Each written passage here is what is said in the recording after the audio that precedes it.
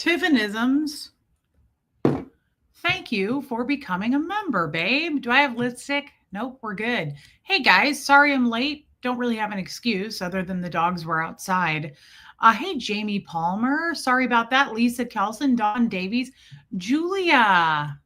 I'm glad to reconnect. And regardless, Reese has a comedic quality I adore. I love that. And I love that you are here. We really, really enjoyed you, Julia, in the Zoom call, getting to know you. Hey, Stephanie Green. Lisa Kelson. Okay, now I'm going back down in the chat. I was going up. Debbie Zito, Sarah from Cali, Aileen, Trixie, Anna Banana. Hey, DS Kitty Diane. Dawn Davies, I got you. Hey, Yvonne. Hey, Aspire to Inspire. Diana H made it. Tony's Kuta. Trixie, love you, girl. Hey, Meredith Lynn, HC from LBC, MLG Gamer, Becky USA, Just As I Am. Hey, Anne. Hey, Katie did it. Lisa Vining. Do you guys think my voice sounds weird? I think it's just allergy season and it's something I have to live with, but I feel like I sound different. I don't know. Maybe it doesn't come through on your end. It feels deeper. Like I feel like I have a little bit of like a hoarseness, but kind of in a good way, like that kind of a way. You know what I mean? Lisa Vining, yes. Buffy Summers, mods, thank you for being here, babes. Hey, Amanda dear. Joel Sachs, I love Joel Sachs. Katie Smith made it. Hey, no one. Thanks, Trixie. Tony Peppermill, welcome. Hey, Lindy. Lindy, I feel like you asked me something yesterday and I missed it. If you know what it was, please do. Hey, Kestrel. That's okay, Kestrel. That happens. Hey, Deanna Downey. Alana, Michael Malloy Show, Lama Lisa, Callie Galley, Jessica Wadley, Armine, love you, girl. Hey, Elizabeth Vigil. Hey, Lumen. Lumen, I was going to ask you, I was going to tell you congratulations, and I wondered if I could share what you shared, but I wanted to ask you first, and if that's a no, you shared it in the Facebook group, and I just thought it was amazing, but I don't want to share anything anyone's not comfortable with. Hey, Candace, but congratulations to you, Lumen. Hey, Robin W., Miss Sassafras. Hey, Ellie, Deborah Ricci, Heather Landau. Deborah Ricci. Amber Galbraith, I love you, girl. Hey, Gina E. Okay, thanks, Katie Smith. Hey, Galen, Carolyn Cotter, Robin Miners. Thanks, Becky USA. Thank you, Joel. Hey, Zoe. Liz Tricks, I love you, girl. Hey, Sandra. A little bit, Kestrel. Thank you, Lisa Kelson. Yeah, I don't think you guys can hear it, but I hear it. I can feel it too. There's something going on. I think it's allergies. Zoe, that's what I'm talking about, Zoe. Hey, Jojo 1973. Squirrel Girl. Topsy, since you said I can just call you Topsy, that's what I'm going to do. Catherine B. Today's been a rough day. Barely made it through my first day back to work yesterday. Unexpectedly awful pain. So I had to call out today. Exhausted, pain, sad, just struggling. We are here for you, babe. Just rest. Don't feel like you have to be here. I kind of wondered about that. And I wondered about just how that works. I don't know if you got enough time off. Like, I don't know, but I wondered if you were going to have a rough time going back. I love you. Please text me. That makes me sad. Thank you, Angie Mo. I love that, girl. That was it. Lindy asked where the Reese came from. Yeah, it's just, I've always been called Reese since I was, I don't know, 2 or 3, because Marisa is my name and everybody says Marissa. Doesn't bother me either way, but it bothered my dad enough that he was like, I don't like this. We're just going to call her Reese. Mama Smurf, welcome. Hey, Patty, Cheryl Frazier. Thank you, Lumen. Okay, Kim is Blue. Kat, welcome, babe. Yeah, it's amazing what Lumen accomplished. Chris H is here. Aileen, love you, girl. Am I really behind? Not really.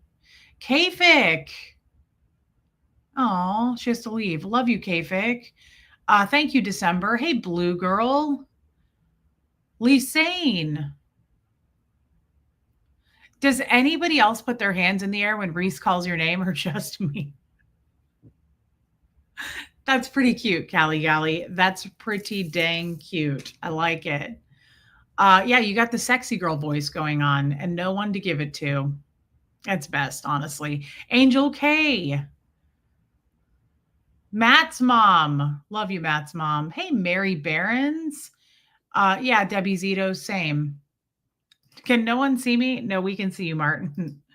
Hey, Chrissy Twig. Laura DePreet. Okay, 10 minutes with K-Fic.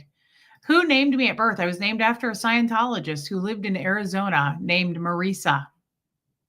Shocking, right? I know that's hard to believe that I was named after a Scientologist. Hard to believe, but yes, her name was Marisa. I vaguely remember her. I kind of met her like twice when I was little, and that was it. Hey, Nancy Wagner. We love you, Julia 2005. That's why we love you. Hey, whine a little bit more. That's cute, Armine. Okay, I caught up. Hey, love and life. I see you just fine, Martin. Thank you, Katie Smith. No, I don't know, Kathy Ann. Good question. Tony lives in Arizona. Weird. Hey, Donna Cooper. I know that my name was going to be, and I'm not sure why. I should ask my mom about this again. This is from when I was little that I remember this. I was going to be Gina Marisa, which is weird. Gina Marisa. So glad. Nothing against anybody named Gina, but I don't feel like a Gina. I don't feel like I look like a Gina. It's a pretty name, but I actually get a little triggered about that story because my dad's name is Gene. So I'm really glad that I'm not Gina. You know what I mean? Like, Hey, Rocks in a Box. Just Stacy. Welcome, babe. Crystal Primo. I haven't seen you in forever. Happy to see you. So it was going to be, no, I don't like Alana. I agree. Yeah, I don't feel like a Gina. I'm going to tell you in a minute, Kim is blue. I haven't forgotten. And then how I went, I don't know where the Angela came from. My middle name is Angela. So my name is Marisa Angela. So where'd the Gina go? Nobody knows. I'm not a Gina. Yeah, I don't feel like one. Good for you, Jamie Palmer. I love that. And that too, Deborah Ricci. And honestly, I feel like a Reese. Like, I mean, I could go by Marisa, but I never have. And I like, even when I go to doctor's appointments and stuff, of course they call you by your legal name. And every time they come out, they go Marissa. And it's just kind of annoying and it doesn't feel like me. I'm like, I don't feel like a Marissa. Hey, Bohemian Luciferian Witch. And I don't feel like a Marisa, even though I think Marisa is a really pretty name. I just get tired of correcting people and I don't anymore. Like if they call me Marissa, I don't even say anything. I don't care. It doesn't make a difference to me. That's weird, Chrissy Twig. Hey, Mama Bear. Love you too, Mama Bear. Hey, Provin G. That's my girlfriend over in the UK. Yeah. Interesting, Angie Mo. Yeah, my middle name is Angela. And yeah, Moozy53 says you are a Reese. I feel like a Reese. Hey, Julie Denny. Hey, Lori Lee, but I honestly don't. I've not gone anything else before. Some people at the Church of Scientology would call me Marisa sometimes because, like, for instance, Dan O'Connor's sister, Kathy, you heard on some of the audios, she sometimes called me Marisa. And I think that's just because she knew me since I was born. All those people knew me since I was born. So I think some of them called me Marisa, and then sometimes she called me Reese. So I don't really know. It was kind of weird, but doesn't matter to me either way. Joyce Drager. Oh, you lost power for the last 3 days? That's horrible. Shelly, I don't see that for you at all. Joyce, I'm sorry to hear that. Mama Bear, that's interesting. Reese is not an uncommon name, but I've honestly met more boy Reeses than girl Reeses. Like working in the medical field, we would see a lot of patients with little boys named Reese, or with my name tag that said Reese, they'd go, "Oh, my little boy's name is Reese." I never Marisa is my legal name, Provinji. Yeah, it's Marisa. Marissa is typically spelled with one S. I wish they would have spelled it differently because most people look at that and see Marissa, which again, it's okay. I don't even correct people. It doesn't bother me because I don't go by it, but it's also not a secret. Let's make that clear. Katie Did It plays pool with a male Reese. Wouldn't it be weird if I started dating a guy named Reese? That could happen.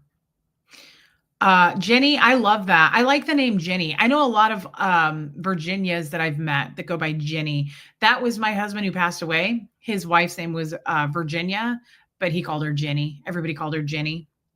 Hey, Tammy, welcome in, girl. Your bestie's last name is Reese. Yeah, it's not an uncommon name. So I do want to read that Lumen's post because it was absolutely amazing. And I just want to share that because we love Lumen.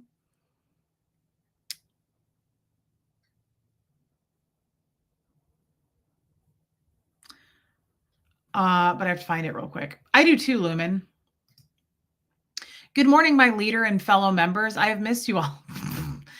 Let's start that right away off the bat there. Thank you, Pamela. And we have missed you as well. Welcome to the cult. And thank you for paying your way in at the door. Marisa is very old school Italian name. Reese fits you better. It's spunkier. Yeah, Marisa, I believe, is an Italian name, which I do like that because obviously my entire Yvonne, my entire what's the word I'm looking for right now?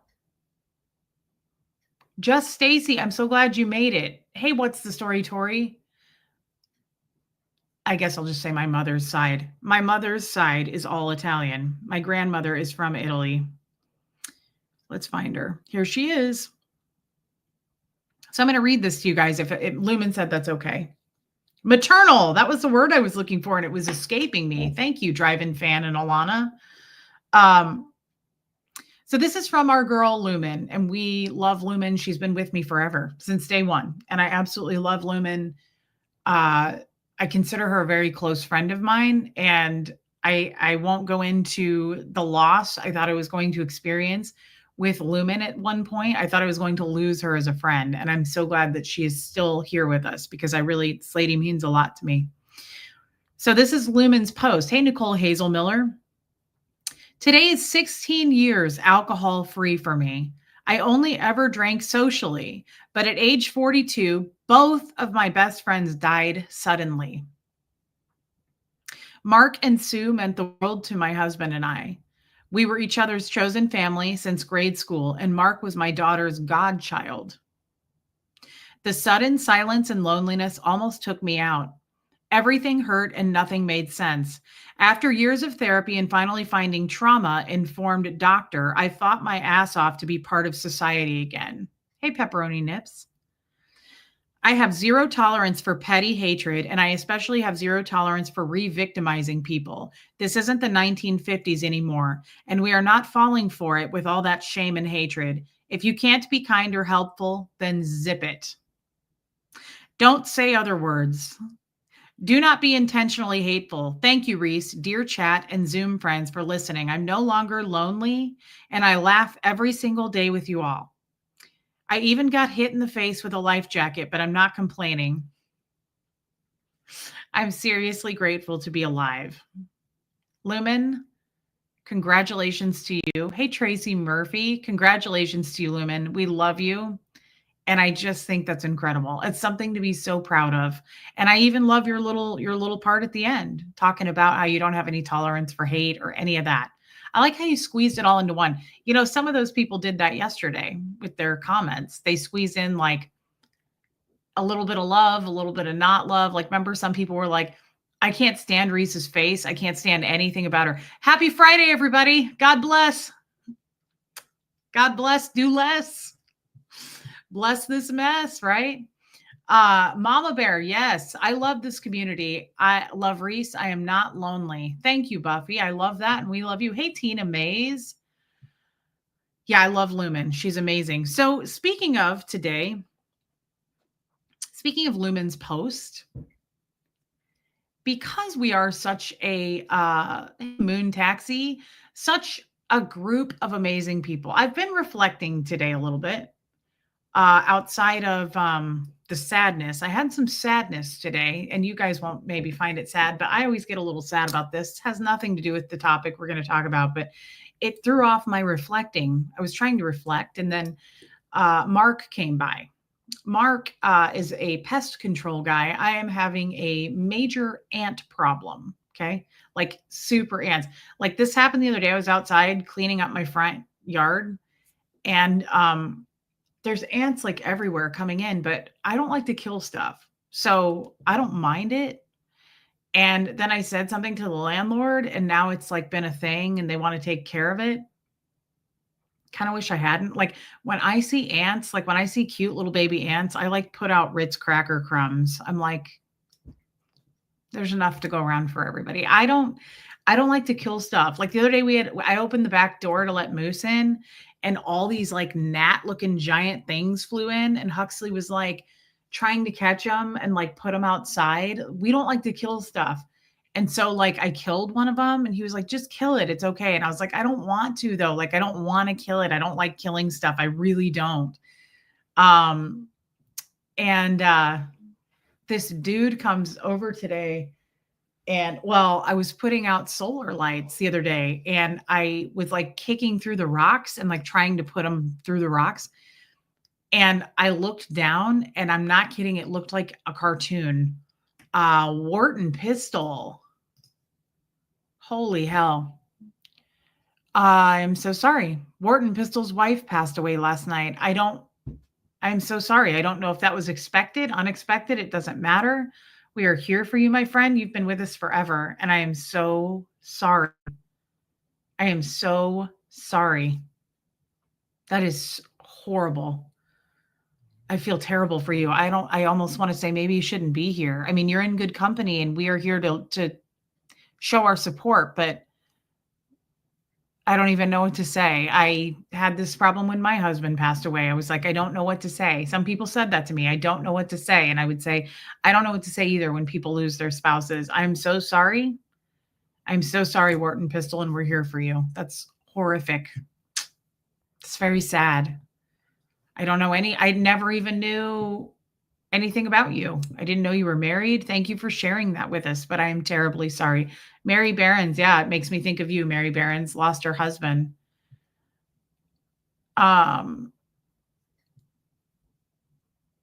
Look at all that support. Thank you guys for Wharton Pistol. Sad.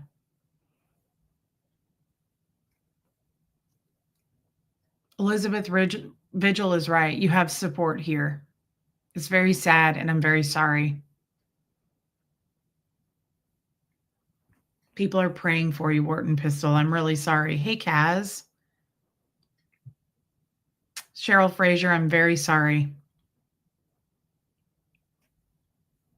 It's horrible. Alana, so what if we are lonely? The internet has been bringing strangers together since the 90s, and huzzah to us for finding our tribe. 100%. 100%, Alana. I don't know what you mean. I mean, people get lonely, and I love bringing people together that are lonely. I didn't know that about you. And thank you, Alana, for your super chat. My name is Chuck Charles. That's a great name. That's a great name. I don't want to ask, yeah, guys, I don't want to ask too much of him about his wife or anything personal. I am thankful that you shared that with us, but I don't want to ask you any questions that you don't want to share, Chuck, but thank you for sharing that. His wife's name was Gwendolyn. That is such a pretty name. I love that name.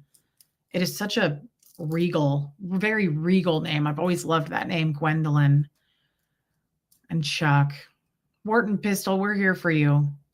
Feel free to reach out. You can email me if you'd like. I'm not probably the best person to talk to about this, but I have lost a spouse before, and I'm really sorry. There's a lot of people in the chat here who have lost a child, a spouse. You know that, and you're in good company here with us.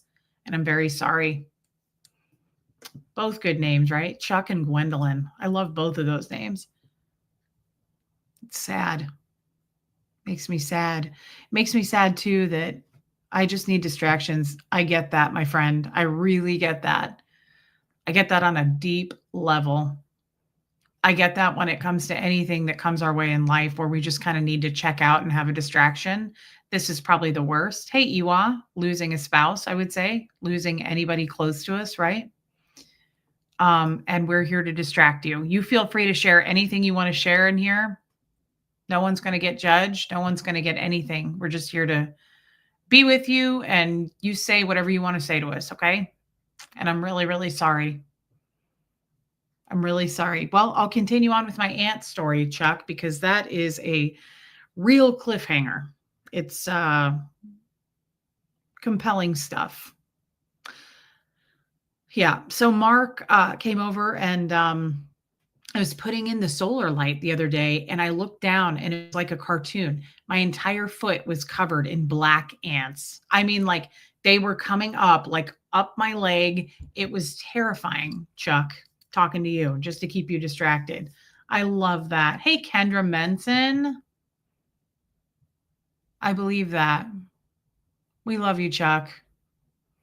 My grandpa was Charles, went by Charlie. Charles is a great male name. Who was I talking to the other day? His name was Charlie. And I said, I love your name.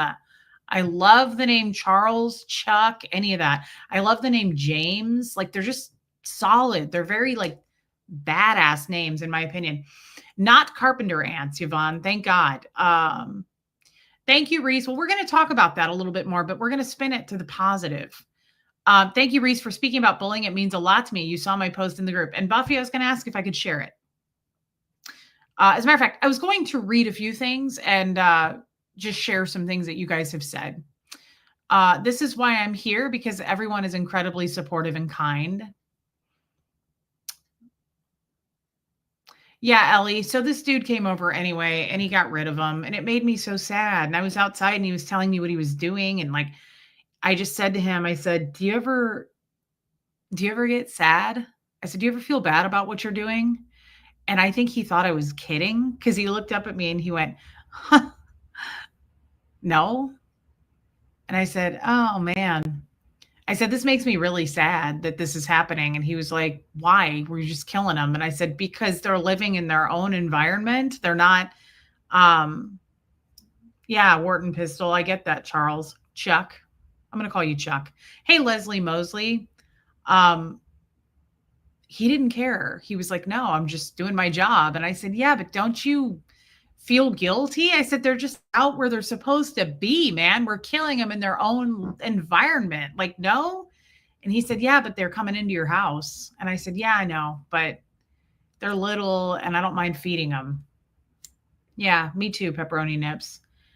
Yeah, it makes still. I don't like, I really, really, really have to like not think about it. Don't even get me started, you guys, on, hey, Linda Garden Lady, we know this, like zoos, circuses, SeaWorld. Don't even get me started on it. I cannot. But even down to things like little things like ants, I don't know. I don't know where that came from. I've always kind of been that way, but I'm worse than I've ever been. I used to kill a spider because I'm terrified of spiders.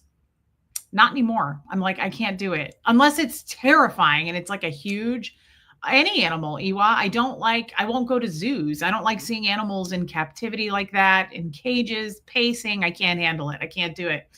And I don't like bugs. Don't get me wrong. I mean, I killed that bug on the screen the other day when we were live. I'll do it. I just always feel guilty about it. I can't imagine, Chuck. Jesus. Everybody's praying for you and your family, my friend. I'm very, very sorry.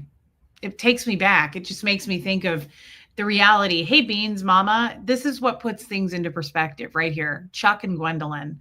Hey, Chow Yun Smut. I haven't seen you in forever, girl. I hope you're doing all right. Hey, DNV.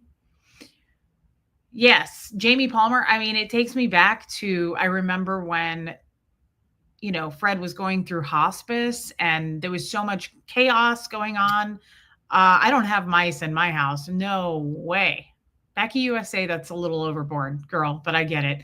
I don't have mice with 3 cats. I can't do it, Yvonne. But I remember there was so much chaos in my house with hospice there, right? And my friend, the nurse. Thank you, Linda Garden Lady. Yes, we do.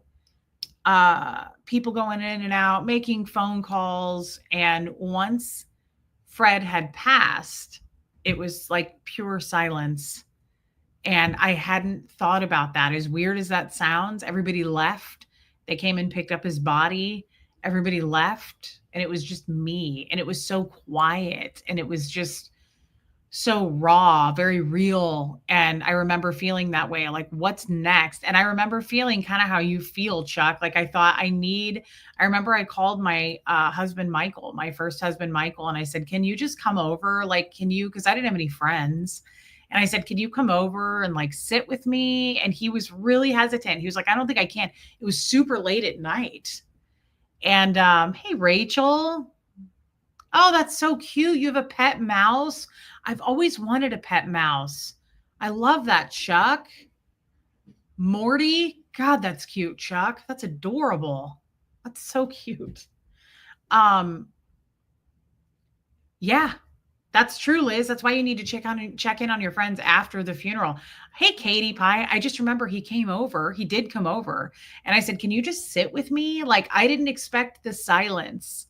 I was so used to like the chaos of my dog had just died days before, like still going to work. Like, it was just so much. And then when he died and everybody left. And I remember just that lonely, like, now I'm just alone, right?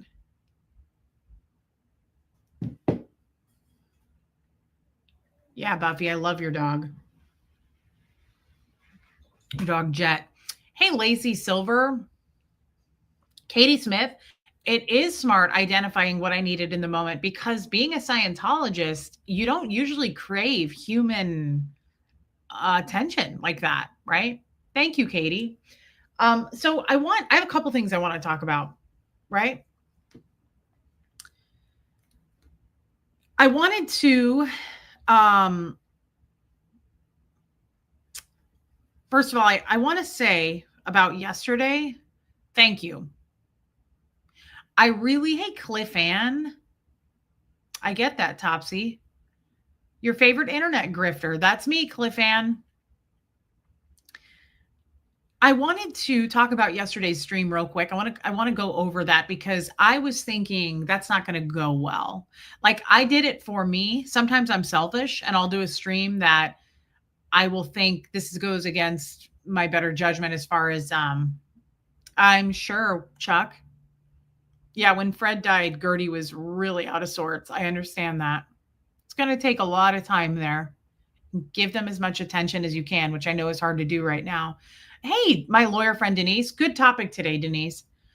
So yesterday's stream, I want to say was very therapeutic for me, and I got overwhelming amounts of support, but not so much support for me.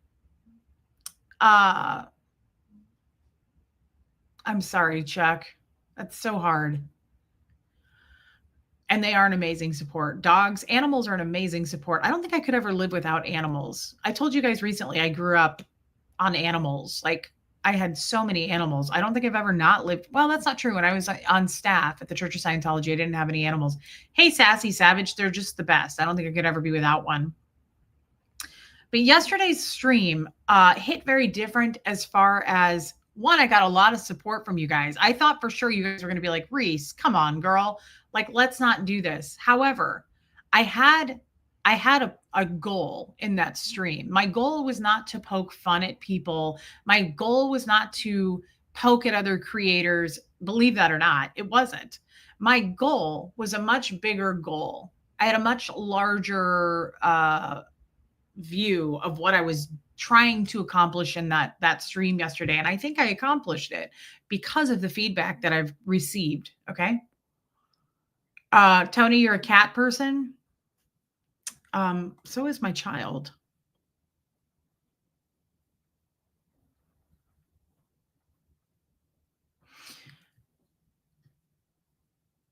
My goal, I loved reading those comments. First of all, I had, hey, Cheryl Roberts. I didn't have an issue reading those bullying comments that were at me, right? As long as they're not hurting anybody else and it's just me, I thought it was fine to read those. But I got really good feedback on that because it like I've said, I kind of overusing this word, I think, but it highlights what's going on and what doesn't. I understand that, Chuck. Chuck's gonna need a lot of distraction and us lifting him up for a while, I think, and we're here to do that for you, brother. Proven G, it was wonderful. And oh my God, Buffy Summers. I know. I don't want to answer that, but I think we know the answer to that. Yes, that's where I got that from, Jen Pookie. I copied it. It's like reading mean tweets from the Jimmy Kimmel thing. It was a version of mean tweets. And I'd like to do that. I'd like to do that segment weekly, like do like a mean comment Monday or something. I think original Ann came up with that. Thank you, Jessica Wadley. Is it Wadley? I bet it's Wadley. Thank you, babe. And or Wady. Why did I put an L in that? I'm sorry, Jessica. We're just gonna call you Jessica. You know who we're talking about, girl. And thank you for gifting a membership. That was really nice of you. Um, I'm sorry, Moozy.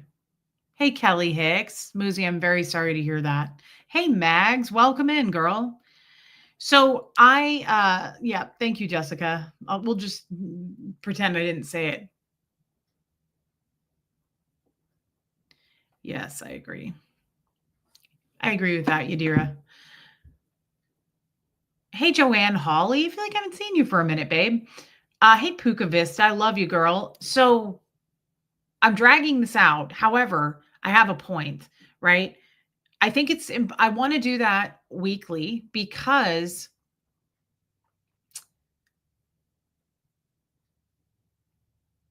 yeah, I don't know about that, Karen Tootie Greeny. There's no reason to. I mean, it's public information and it kind of gives it more oomph, but I'm not sure. I don't, that's not important to me. But yeah, get out that stuff. I think it's good to put it out there and for the world to see. It's ugly stuff, right? But I got so much good feedback about highlighting the topic. Hey, Wisconsin Barb, that's okay. Just woke up from an old person nap. I get that. I like highlighting the topic. That's what's important because I think it helped. It was very therapeutic for a lot of people. I do. I know it was because I got a ton of messages about it. And what I want to do today is not the entire show. I have other stuff I want to talk about, but what I want to do today is highlight some of the positives, right? Copper top. You have no idea, guys. They're so funny. I want to highlight some of the positives now. Okay. Dylan. Dylan. I love Dylan. Okay. So I'm a little, okay. I want to read a couple of these to you, if that's okay, because these are also very uplifting. Okay. So yesterday was in a lot of ways for me uplifting because it highlights, I keep using that word and I'm sorry. Like I know I'm overdoing it. As I say it, it's cringing me out because I'm like, I just said that. But there's just no other word I can think of right now. It shines the light on. Okay, Just Stacy. I want to make sure too that that was an okay. I feel like most people enjoyed that stream. I got two people that were like, Reese, don't do this because it's going to eventually hurt you. Not because it was like you're getting tangled up in this, but because they were worried about me being impacted by those comments. I am not. I promise. I swear. I really promise. I won't. Here's the thing. Hey, Jessica LaBarber, guys, I've said this 200 times. If you don't see me streaming, it could be because I'm not around. Like it could be that I didn't get to it, right? But if I don't stream, I don't it's if I feel like I can't mentally do it that day, if something hits me wrong, if I you can ask my mods. We have mod calls pretty regularly. Um yeah, Sophia, I agree. I will say to them, I'm not in a place. I'm not in a headspace to do this today. I've come a long way. Love you, Lori Lee. I've come a long way. I used to push myself and go, no, I need to do it. I will step back and take a day and not stream it. Or also, I could be overly tired, but like, I'm just telling you, hey, Charisse, I have no problem going, not going to work for me today. Can't do it. Can't do it. It does take a lot of energy. Hey, Sarah K. It takes a lot of energy for me to do this. It's usually a 2-hour show and it is work, right? But I love it and it's my favorite thing to do. But if I'm not feeling and can't get that energy going, I won't do it, is all I'm saying. So, that particular show yesterday took a lot. It takes a lot to read that stuff. It's a heavy topic, not because it affects me poorly, because I know it affects a lot of you. Thank you, Tony Peppermill. It affects a lot of you. It triggers others when we do that kind of a heavy topic, right? It's not all funny.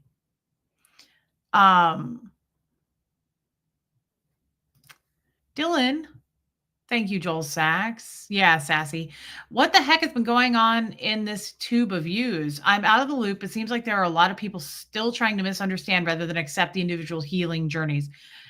I think it's by design, Dylan. I mean, I think it could be by design. I think it also could just be where people are at, right? Like some people won't even recognize that they're on a healing journey. Some people don't want to even be on a healing journey, right? So I don't have an answer for you other than we just move them out of the way, right? I mean, it just doesn't get to me. It doesn't get to me, and I'm stronger than I've ever been before. It used to get to me a little bit. Now it's like I really feel protected, if that's the right word. So I want to read a couple of things that I've seen that are positive, some of them since yesterday and some of them not, okay? Am I the only one who can't see when she pulls comments up? Yvonne, you should be able to see your comment is up right now. Let me know if you can't. Hey, Debbie Lima. Good to see you, girl. Peace and protection, Jessica LaBarber. Absolutely. That's what matters, right? Can't put a price on that. So this lady said, I'm a high school teacher and I wish I could share with my students who get so upset over what other people say to them, how to shake off the hate like Reese does. They come in my room sobbing because they let other people's words affect how they feel about themselves. Too bad it can take years of Scientology bullshit to make you tough as nails like Reese. You are an inspiration. We love you. I want to say thank you to that. So that's some of the good feedback that I got from that yesterday. And I just want to say I appreciate that. I really, really appreciate that. So I wanted to highlight some of the positives to balance out what we saw yesterday. I have been, let me see. Okay. I have been dealing with a lot of struggles in my life, and watching you at the end of the day is like a pep talk. I use humor too, because in my opinion, if you can laugh at something, it must not be so bad.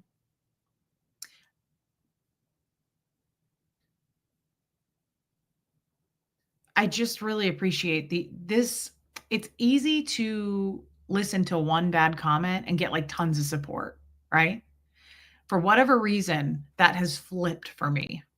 And it's probably just the fact that I'm almost 2 years in on this channel and I have overwhelming massive amounts of people that love me, know me, support me. It has made me so much stronger. So I flipped that, and now when I see one or two bad things or one or two bad or 10 bad videos, whatever it is, other things that are being said about me are not outweighing it anymore. If that makes sense. The good is now outweighing the bad for me. Yes. This lady said, as someone who came from constant harassment and picking, it is not okay. It is never okay. No matter what side you consider yourself to be, do better. I try to. Love you, Reese, and I love your channel. Appreciate that you are human, as we all are. We all matter. You matter. I love your sarcastic humor. We sarcastic folks are often misunderstood. I love that. And I just want to say thank you.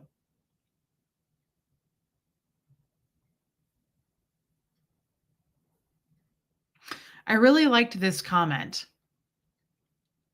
Yeah, Kelly Hicks. If Reese was the person they say she is, she would cause anxiety, not take it away. I have been with a narcissist from age 16 to 27. I know what one is and the vibe they give out.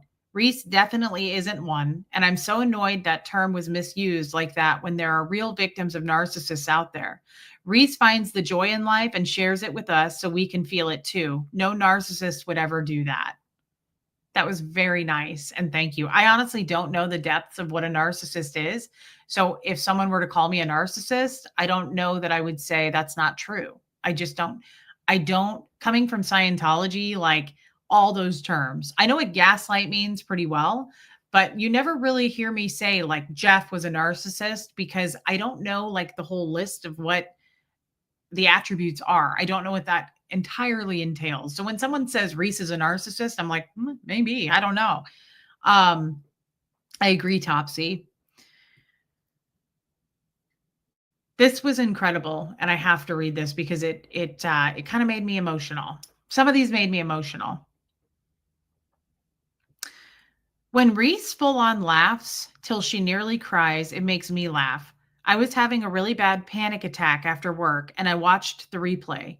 Reese's laugh made the chest pain and heart palpitations go away. I will be able to sleep tonight and not have a total meltdown because of Reese. I think that shows how much any nasty comment about her is wrong.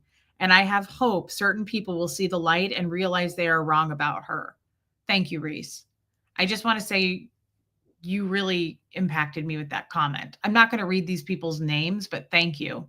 And the reason I'm not reading their names is some of this is from a Facebook group. Otherwise, I would read it if this was just like from comments after videos. That's different, like I did yesterday. This is from a private Facebook group. Thank you, Lindy.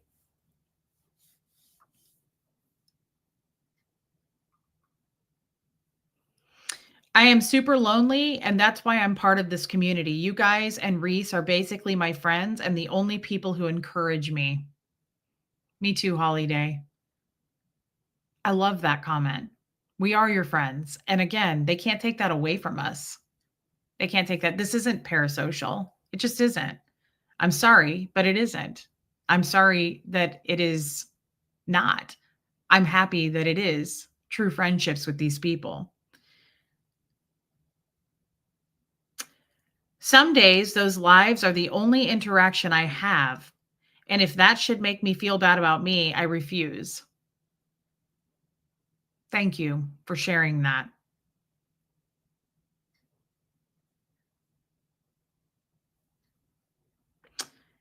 I agree with everything you've said. I watched Reese and love feeling connected to the whole chat and Facebook. I don't always feel lonely, but even when I do, I definitely feel uplifted by everyone's great personality. I thank you all for that. And of course, Reese for starting her channel. So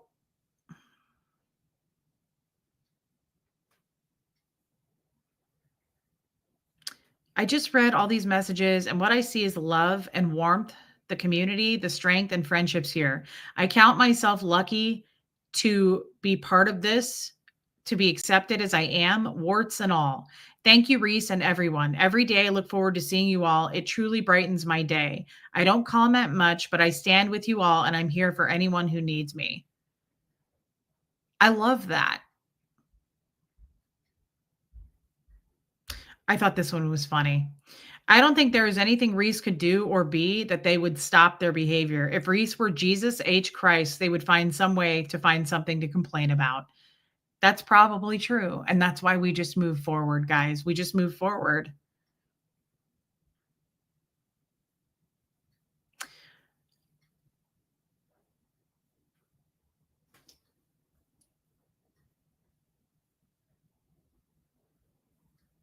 Is that true, Yadira?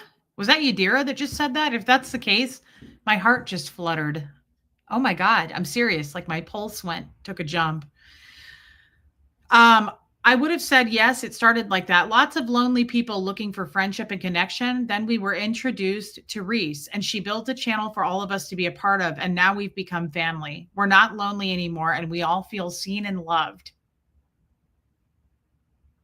So you understand, right? Like it's hard to not feel grateful.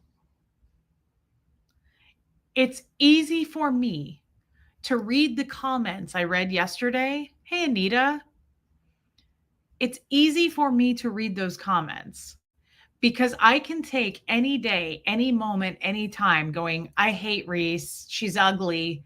She wears too much makeup. That's fine. Please continue to lay that on me, because when you get comments like that, like I now feel seen and heard. I look forward to this every day. You see comments like that on anybody else's channel?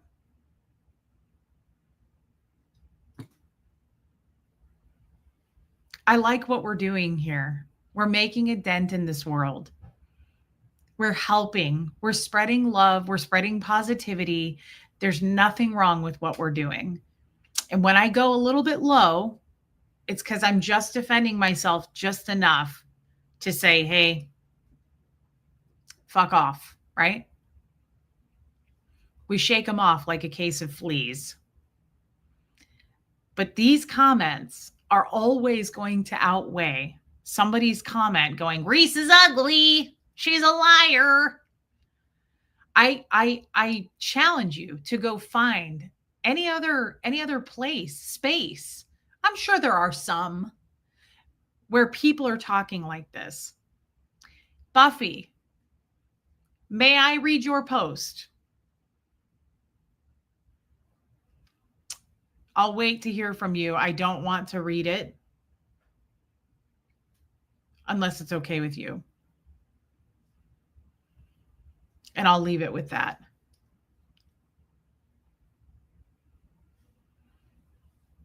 She says yes. I really enjoyed tonight's live. This is from Buffy. As someone who was bullied throughout my years in school for being different, being born with Asperger's and ADHD, and my looks, I have no words to say how grateful I am to you, Reese. No words. You are an amazing human. I don't know if anyone noticed on the Zoom call, but I barely looked in the camera when I talked or when I sat there awkwardly before Reese said hi to me. I still to this day cannot look in the mirror. Yes, I know she shouldn't discuss it anymore, but sometimes talking about it helps keep you from doing something terrible. I appreciate you, Reese. Thank you. Hey, Marie Marion.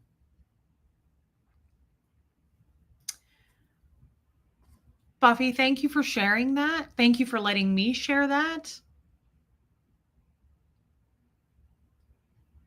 And I'm sorry that that happened to you, because I thought you were stunning.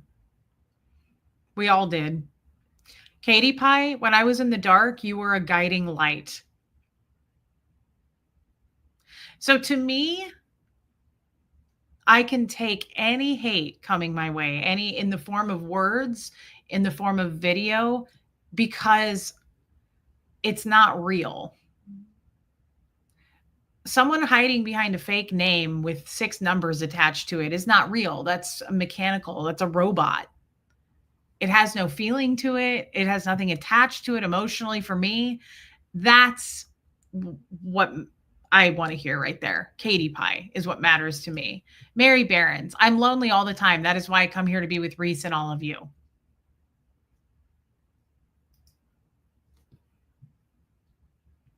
And love you, Jane. Jane, I'm sorry yesterday was hard for you, by the way. I'm blessed to be surrounded by love at work, but you guys actually see, know, and embrace me fully. These chats, the Facebook groups, the Zooms, you guys are solace, refuge, family. Love y'all. I love Catherine B. She is a true friend of mine. She will be my friend for the rest of my life. That's how that works. I'm not letting go of this gift that I now have. I'm not trying to sound all cheesy here, right? But it really truly is something I am very, very grateful for. I'm looking for it, Sassy Savage, but I'm not. Oh, way up there. Okay. When I'm feeling down and the anxiety coming on, I always come to this community. These people lift me up and make me feel heard and loved. Reese, thank you for growing this beautiful garden. That is so nice, Sassy. Thank you, babe. I loved chatting with you in the Zoom call. I love chatting with you here. Thank you, Just Stacy. I'm sure you are beautiful. And Joel, we love you, Joel Sachs. You're kind and compassionate. Such rare qualities these days. I've learned a lot from you. The thing is, guys, right back at all of you. Okay. Right back at every single one of you. Hey, Mona666. Your channel makes me feel at home. Chrissy Twig. So, who is attacking who? Is there a way to find acceptance of our expectations in the situation? Probably not, because it's social media, Dylan, right? Life, that is what I feel with Reese and all of you. I love you, Diana H. Yeah, Max, absolutely. Garden of relatables. I love that. It doesn't even matter, Dylan. The thing is, it doesn't matter. None of that matters. It's not real to me. Dylan, speaking to you, just you and I right now, like what we've been through. And honestly, brother, I don't know your Scientology story. So it's obviously not going to be my Scientology story. But I know enough to know that you've been through a lot, I'm sure, coming from Scientology. This is what I'm interested in at this point. We've already been through the hate, the bullying, um, tearing us down, not building us up, giving us so many insecurities and being out ethics. And for me, anyway, now I'm speaking for me, um, no self esteem. I pulled everything in. That's why none of these people will ever sink in for me, because I have been attacked way worse than that by people who actually pretended to love me, but it was just conditional love.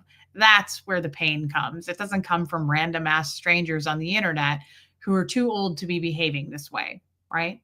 So that doesn't get to me. And again, like I say, please continue to attack me. Whenever I'm having a stressful or anxious day, my husband will ask me, is Reese on, because he knows how much I enjoy your streams. That's amazing. I love that. Thank you, Lady O. Tell him that's so sweet. And the people who have hate streams on you are just showing how ridiculous they are. No question. It is ridiculous. And I think people see that more than anything at all. Topsy says, somehow you've created a beautiful place full of love and care. Your innocence of the world outside Scientology helped us open up, I think. So that's where, coming from a misfit like me, thank you for being you. I appreciate it more than you know. Thank you, Lady O. I don't really know you, Reese, but I feel at least we have shared experience that we are trying to understand and overcome. Based on that, I love and respect. Same, Dylan. I mean, love you, Moon Taxi.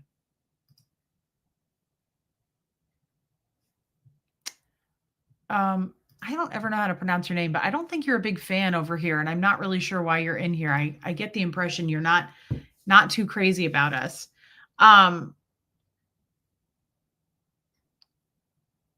Wow, just Stacy. So I have something I want to say, but I just keep seeing these amazing comments.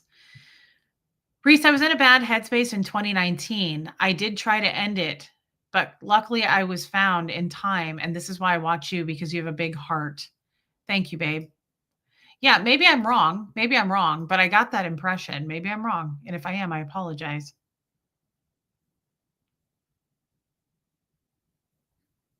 Jane, you're totally fine. I just didn't want to rock you yesterday. Hey, Muffet Lou.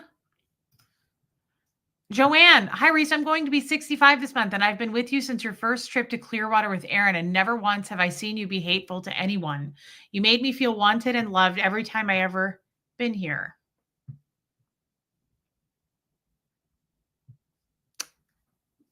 Joanne, that's very kind of you, and I appreciate that so much. Thank you. Thank you for your super chat.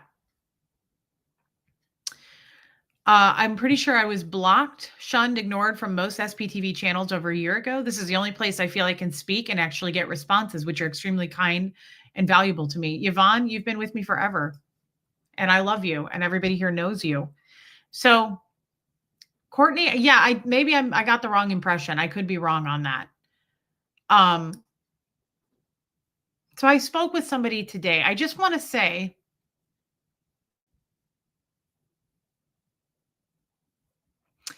I don't even know I want to say how I want to say this, how I want to put it, and how far deep into this I want to go. Um, I'm new. Don Clark. Oh, this damn mouse. Hey, Amy Edge. Why does this mouse do this? This is a fucking Apple mouse. Get it together, Steve Jobs. Let's see. Where'd she go? Oh, Don Clark. I'm new and I also have no friends. I'm thankful to have found you, Reese. Don Clark, you have friends now, girl. I promise you that. I promise you do now. And thank you. I'm so glad you're here and I hope you don't leave. I don't fit into any clique.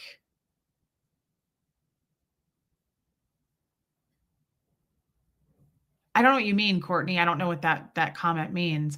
I don't fit into any clique, but I would like to be part of a larger group based on accepting people where they are at and honoring our individual healing journeys. That's such a beautiful thing to say, Dylan. If only we could make that happen. We can't because we can't control anybody else, but we can control it here. You can control it on your channel if you have one, right? Like me and my mods here can do that for you, right? We can deliver that to you. I just can't say it's safe anywhere else, brother. Big Z. Oh my God, I'm glad.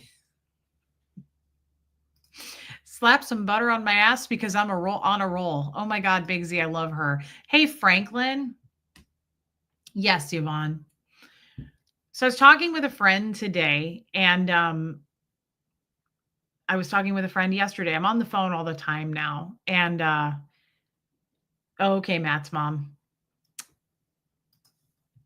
Brittany, all my unaliving attempts stem from bullying.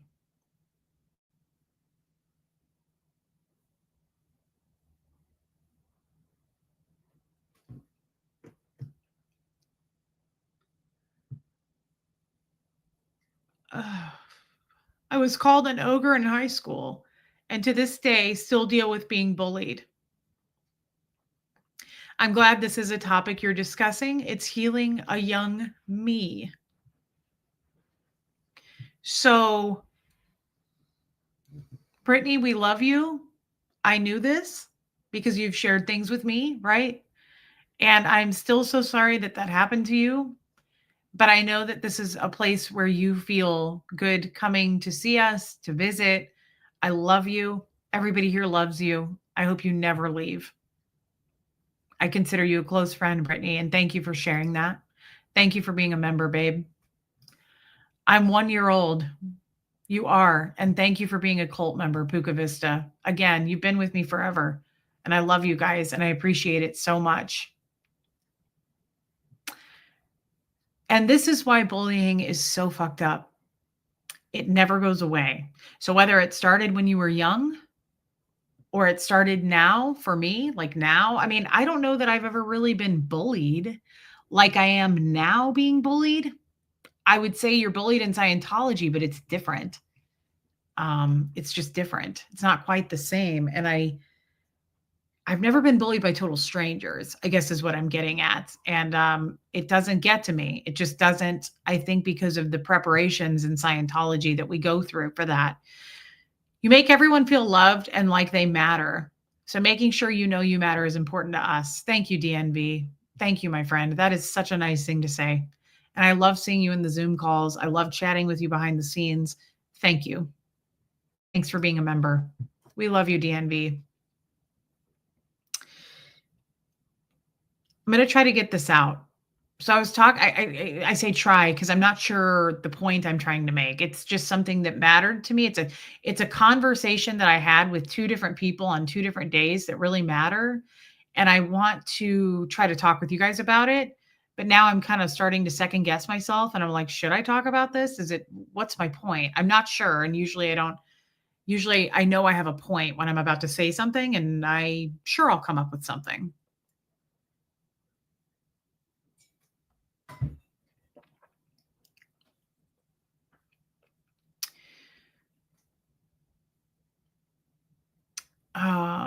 Wow, Denise, I'm so sorry. Sophia, will do. My German friend. I was talking with someone, a close friend yesterday morning, and I guess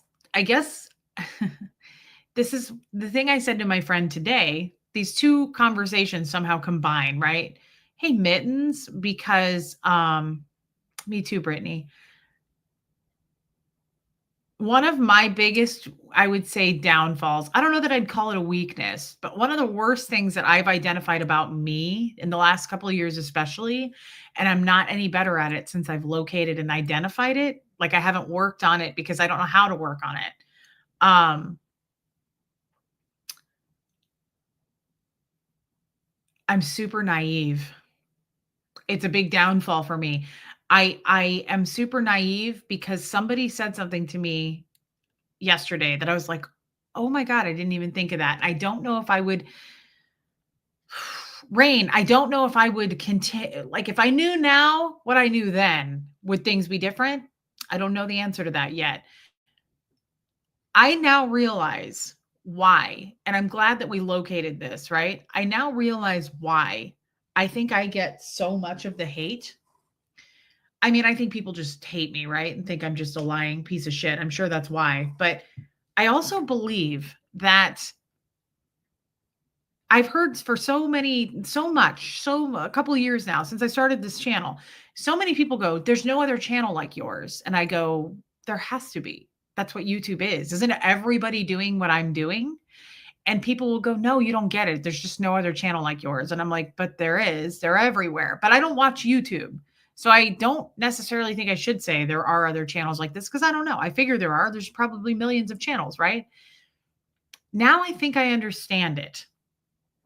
Everybody I know, thank you, Lumen. Everybody I know as far as a content creator or people I don't know, Trini London is someone I always like to watch on YouTube because I like her makeup stuff and I love her fashion stuff and all of that. I just love her as a person. Her personality is a lot to me, right? I don't really have anything to compare to, but now that I see, I think I understand.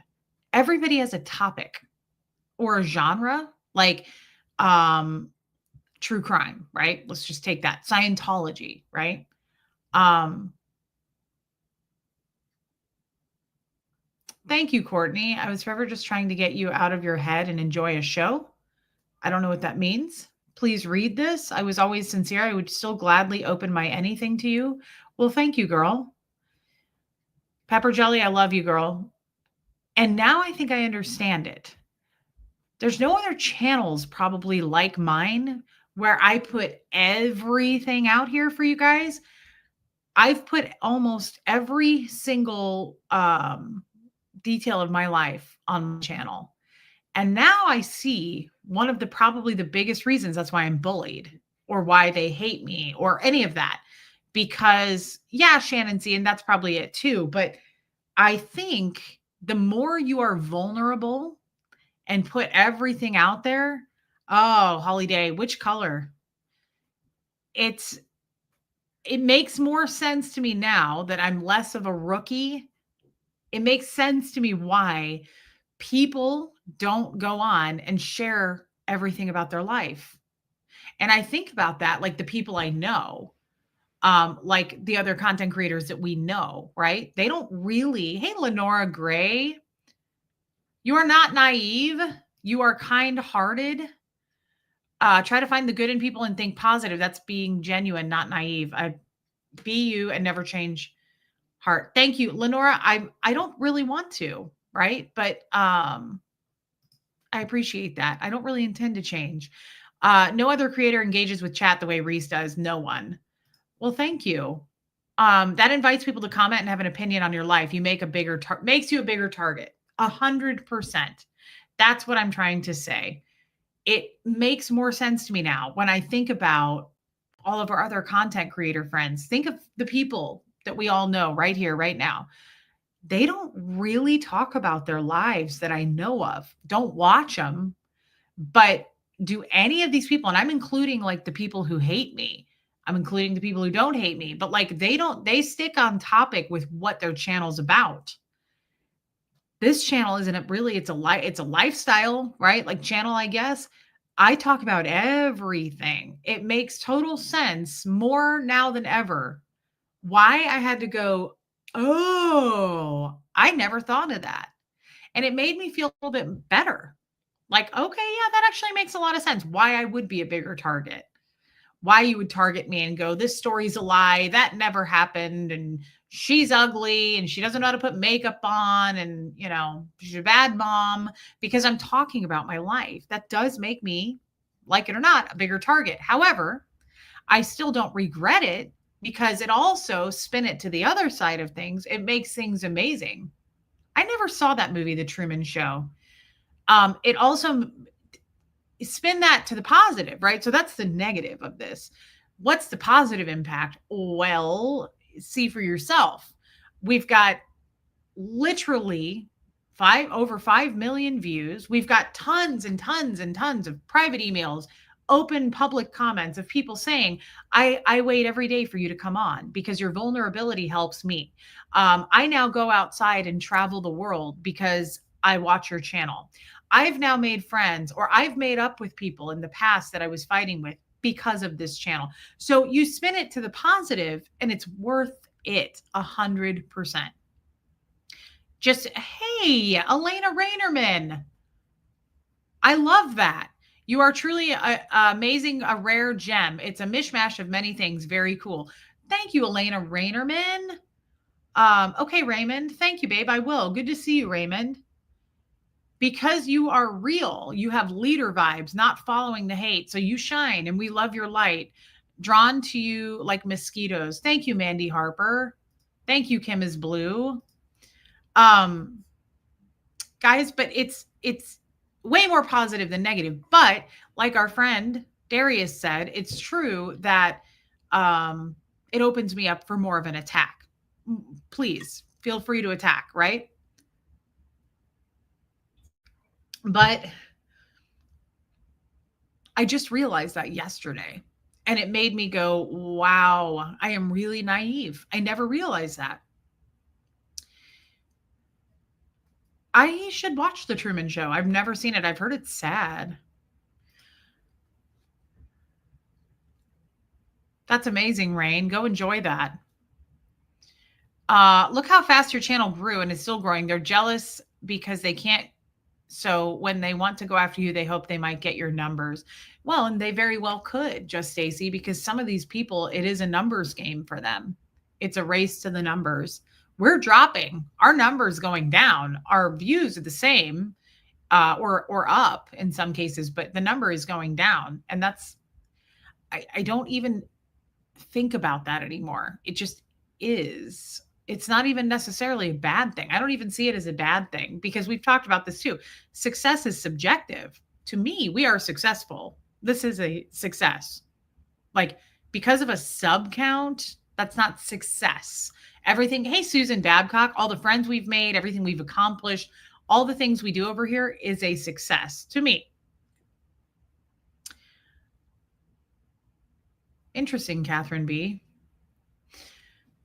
And then today,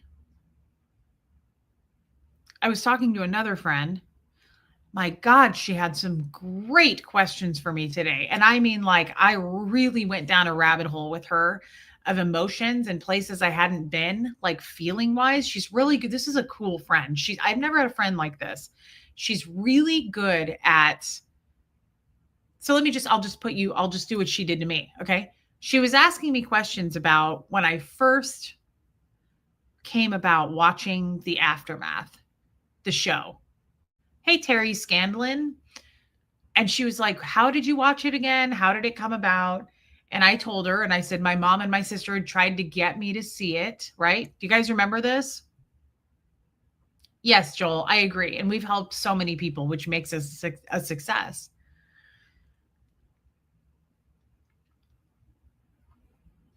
Interesting, Kestrel. I didn't know that. I don't watch other people's numbers. Yeah, Yvonne. Okay, so then she asked me, she goes, so how did you come about actually watching the show? And I told her, I said, my mom and my sister for, I think years, maybe a year. It felt like years to me because I would only come here to visit every summer. And I feel like it was 2 summers in a row for sure that they tried to get me to watch that show. And the point is, Scientology, hardcore, dead. They put out a dead agent pack on that show So a dead agent pack is like putting out with, they give you something that gives you all the, oh my God, this is a great example. People are dead agenting you right now on YouTube. So what people are doing, the people who hate me, they're putting out dead agent material, which means they're putting out information going, Reese is they're attacking as best as they can. So like, Reese is a liar, Reese is a bad mother, she's a grifter, she's a sad fisher, she's clap ridden, she really truly hates you, she talks shit behind you behind the scenes. They're doing everything they can to solidify that, so that they're going, don't look at Reese, don't go over there, don't watch her, she's evil, she has devil horns, all that shit. That's what dead aging, doing a dead agent pack is in Scientology. So this is hard to explain, but I think you guys get the gist. Scientology put out all of that when the Aftermath show came out that Leah Remini did.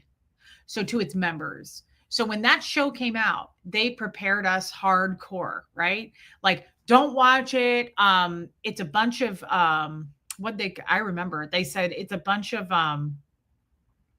child abusers, wife beaters, yeah, just all this stuff. They were like, it's a bunch of people giving their victim sob stories. Don't look, right? Wow, Mags. Yeah, Mags, that's sad. So this is a lot. I don't know if we want to get into this. I want to get into it, but it's hard for me to, I got it up here, but it's sometimes hard for me to get it out. And I don't know how much people care about this. It made a big impact on me today, but I still am kind of like, what impact? What was the point? Or did you just go through shit today that you hadn't thought about in a while? Thank you, Topsy. Thanks, West Coast Fancy Nancy. So when I would when I would go, before I would go in the summers, I went every summer. My parents live here, right? I'm in Kansas City. My sister lived here. Okay. So every summer, Huxley and I would fly here for a week every summer, except for the summer I was with Fred. A couple of summers I was with Fred. And before I would fly here, Scientology would have me come in and do, they'd coach me. They would pretend to be my mom and my sister. They would bull bait me. They would get me all strong and full of ready to go into battle, because my mother and my sister are ex-Scientologists. That's dangerous. They didn't want me even coming here. So they coach and prepared me every summer to be there. And there was always like an end game, right? So they would say, like, if it gets bad enough, you need to come back. Okay, great. So I always had literally, they'd give me like a whole thing of like, this is what you need to do while you're there. Um, yes, Tamper June, you do. And so then I would come back and you'd get on the cans and they would basically check me out to make sure. So what happened? What was talked about? What was said? What was their tone level when they said it? Did you do it the way that we trained you to do it? The way that you were coached? Was it the way that it happened? And all this, you're on the meter when they ask you this. So it's kind of hard to lie, right? Like it's hard to be like, yep, nope, everything went. For me anyway, I had a hard time lying. I've heard other people could lie on the meter. I was always a little bit afraid to lie. I always felt like I was in trouble. So, I mean, where was I the other day? Who was I with? Oh, if she's still in here, I was with Angie Moe. And we were in a Mexican restaurant. We were sitting outside and there were birds coming and going, coming and going.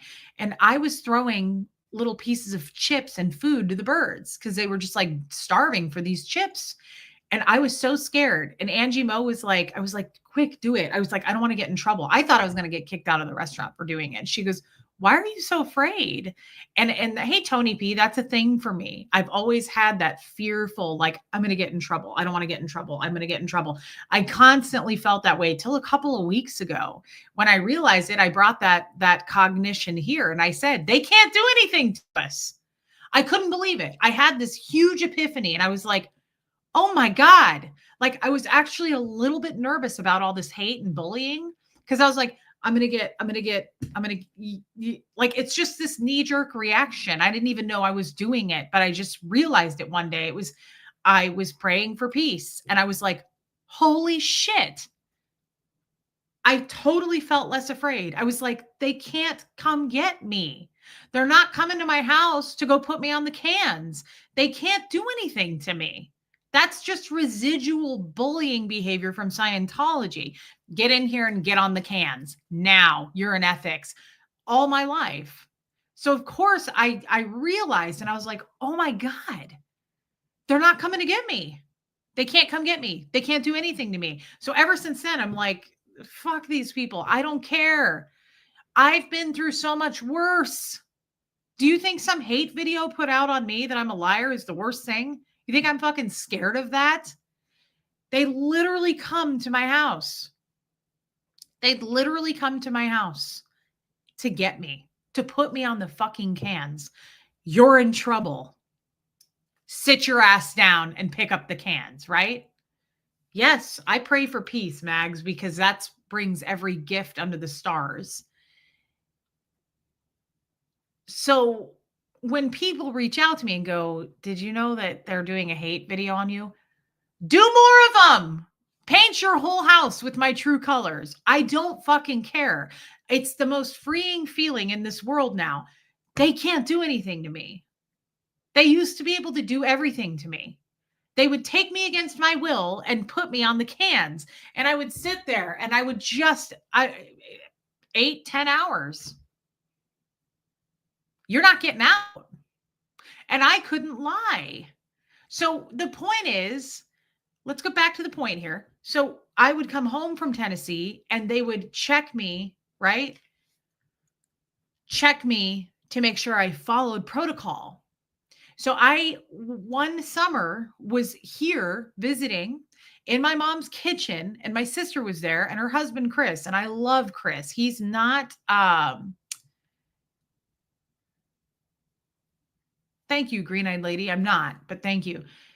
I love Chris. He's a non-Scientologist. He's got nothing to do with Scientology. He's like the voice of reason, right? I was sitting in the kitchen. My mom, the house they since sold it. They had a pool. That's one of the reasons we loved coming every summer, me and Hux. And we came in from the pool and they were in the kitchen. And my mom and my sister had a episode ready to go on that Leah Remini show. And I was like, they were like, please just watch one. Just watch one. This was the second summer in a row they did this to me. And they were like, please just watch one. We have it ready to go. It's in the living room. Like, please just watch it. And I was like, I can't fucking do this with you guys. I was like, I'm leaving. I'm changing my plane ticket. I got to get out of here because now I'm going to get in fucking trouble. And I already said this last summer. I'm not going to watch this shit. And Chris was like, leave her alone. If she doesn't want to watch it, leave her alone. You guys are like really pressuring her to do something she doesn't want to do. So they backed off. Thankfully, Chris was there. They backed off, right? They were just doing the right thing, but I didn't see that at the time. So I went back and I got in big fucking trouble because they did that. So it was never worth it for me to watch it. And on top of that, it wasn't worth it because of what I was told. I was given every reason under the sun as to that show was coming out, that Leah Remini was evil. If you see or hear anything about it, here's your dead agent pack and here's what's included. And it's all lies and it's a bunch of wife beaters. And I remember I didn't even know who Mike Rinder was, but they mentioned Marty Rathbun and Mike Rinder when I was a Scientologist. And they said, it's just, those guys are just wife beaters. That's what they told me in my church in Kansas City.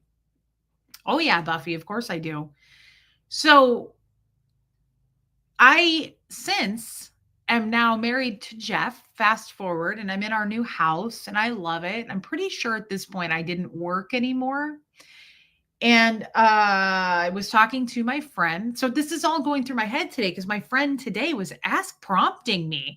And I said to her, I go, I love the conversation we just had. And I don't get to have these on my channel because nobody's prompting me. It's just me rattling, flapping my fucking gums. So I was like, you keeping me on track and asking me these questions. I love you, Katie Fulton. I said, this was so powerful today because nobody ever asks me. I'm just here to talk. Right. So she says, "What got you to watch that show?" And I was like, "Well, and I just glazed over it like I normally do. But then I've never had a person do this to me. She was like, "So where were you?" And I said, "What do you mean?" She goes, "Well, where were you when you watched it?" And I said, "My living room of my new house." And she was like, "Okay." And so tell me about it. Like it was really impressive. Like she put me back in that state. Like I went right back into it. I was like, I was looking at our new TV. We were newly in there. Um, and I remember talking to my oldest friend, Michelle, who is a non-Scientologist. I've known her since I was 19 years old. She's still my friend. And Michelle said to me, we were talking one morning and I was drinking my coffee. This was years ago. And she says, we're just talking. I want to tell you what I told my friend today. I never talked about Scientology to Jeff, and I never talked about it with Michelle ever. Michelle and I had been friends for like 25 years at this point. I never talked about it, and I never talked about it with my husband Jeff. I only talked about Scientology with Scientologists. At this point, I was a seasoned Scientologist. I did not want to have to explain shit to anybody. I didn't want to have to go, this means this.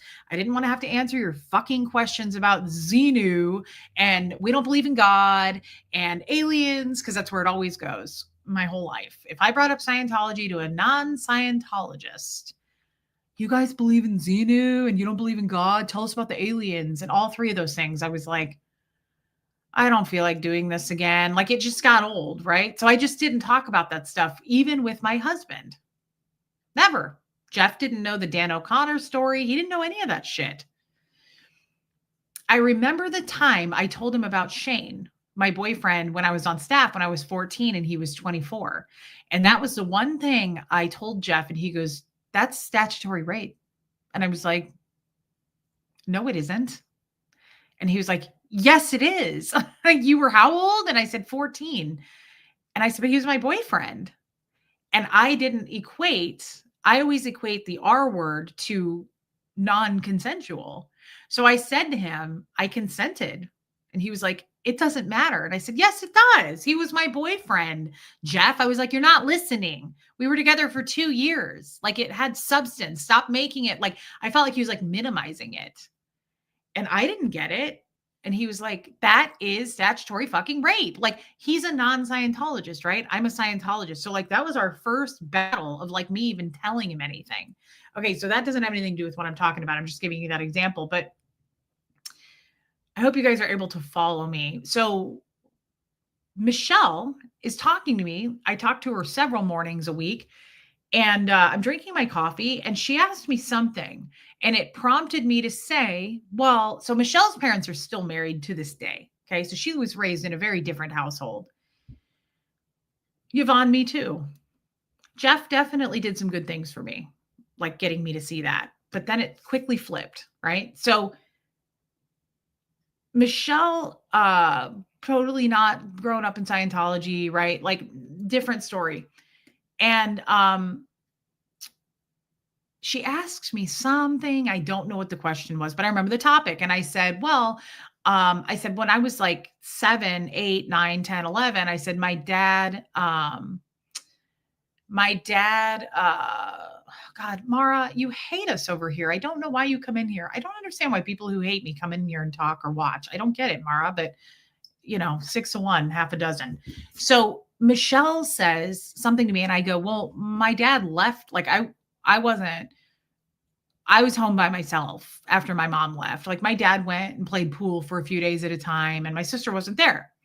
And Michelle goes, Reese, that's not normal. Like she's like, that's not normal. And I remember sitting in this chair and I was like, yeah, it is. And she was like, no, it really isn't. It really isn't. And see, so Michelle was someone I had my total guard down with. And I just said, everybody has something, Michelle. Everybody was raised, with some sort of neglect, right? And she was like, not really. And I got a little bit emotional because I knew what she was trying to say. And I said, well, so I got even more kind of defensive. And I was like, yeah, they were. Like everybody, I was like, just because your parents are still married, I'm sorry, but like everybody was raised in some kind of a shitty way. And she was like, yeah, not really. Not like that. And she was like, that's not normal. And so I kept kind of fighting her. And I was like, I think I just didn't want to look at that. Like, I think it was hard for me to accept that. And I think I wanted to feel normal. So like she was it was so good of her to do this. She wasn't trying to make me feel bad, right?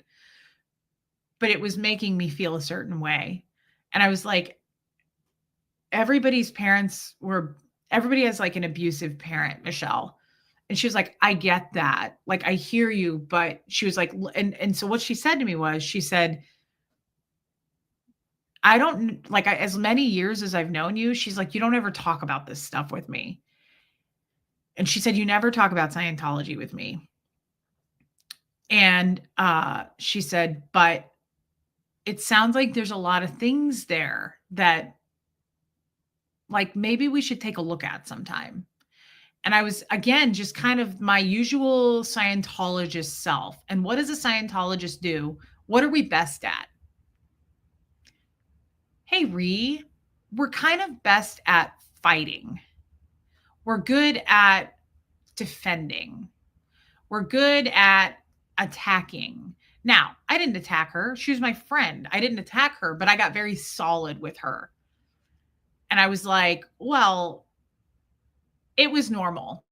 And she, thank God, kept pushing me in this phone call. And she was like, Michelle knows me pretty well. And she was very soft. Like the more I got stronger and more a little bit like it was normal. Like I was kind of giving her, like, you're getting closer with me to getting upset.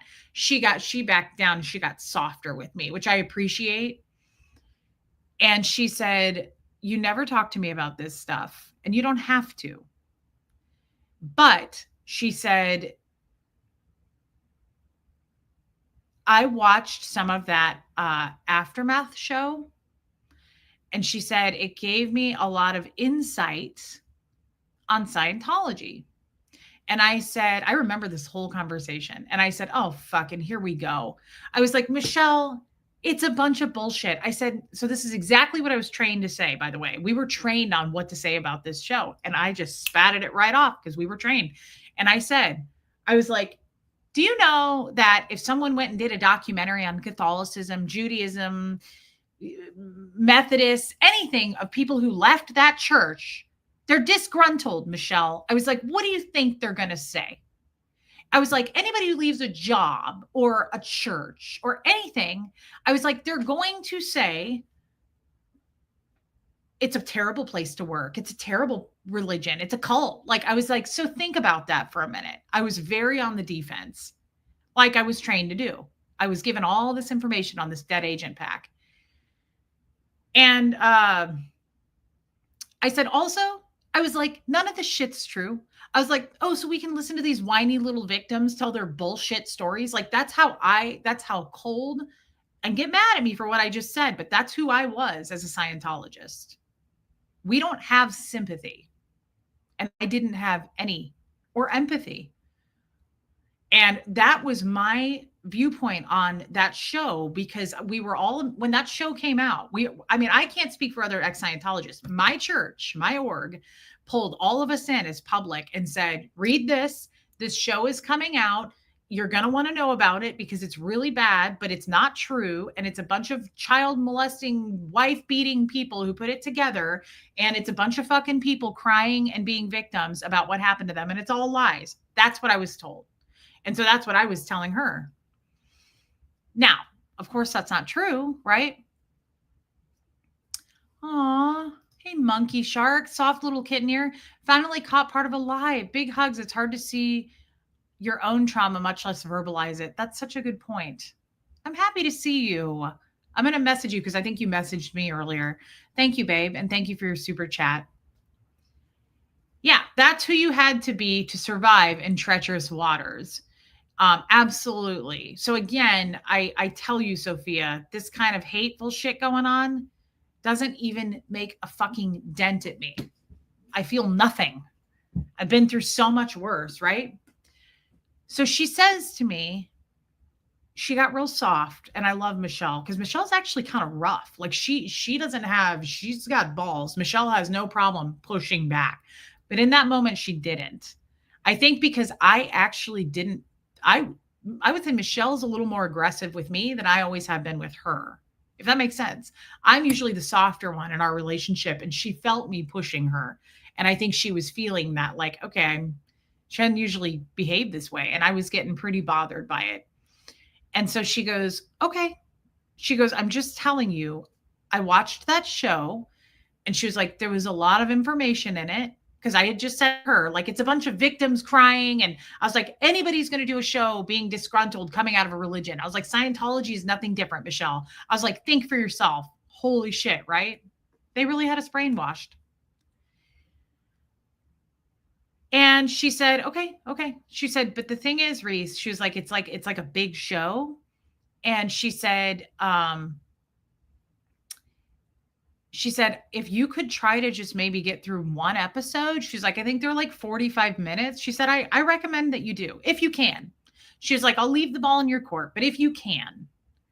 And this was different for me than my mom and my sister trying to get me to watch it because Michelle has no Scientology anything, right? They're trying to get me to watch it because they hate Scientology and they were in it. And so like they're the enemy to me. I have to get all this training before I even go see them, that they're the enemy. And I have to learn how to disengage. I have to learn how to disarm them if it happens. Like there's all kinds of training customized to what I have to do if they show their colors. Michelle was a different situation because she had no Scientology background. So I felt safer talking to her about it. So I said, okay, you make a good case. And I said, I didn't even know it was like episodes. Like I thought it was either like one or two episodes. I thought it was like a docu-series. I wasn't even sure exactly what it was. But she said it's a bunch of episodes. It's like a bunch of seasons. And she said, if you can just stomach one episode, like maybe you should try. So I said, okay, I'll go do it. I'll go watch one. And she said, oh my God, are you going to do it right now? And I said, yeah, I'll go do it right now. And she goes, tell me which one you're going to watch. I'm going to watch it too. And then I'll call you after and we can talk. And I said, okay, let me go pull it up on whatever it was, A&E or something. And I pulled it up and I just randomly clicked on, because it was 3 seasons. I clicked on episode 1, season 2. No idea why I picked that. But I picked episode 1, season 2, and that was Miriam Francis. And I had her on this channel, which was a huge honor because she was the first face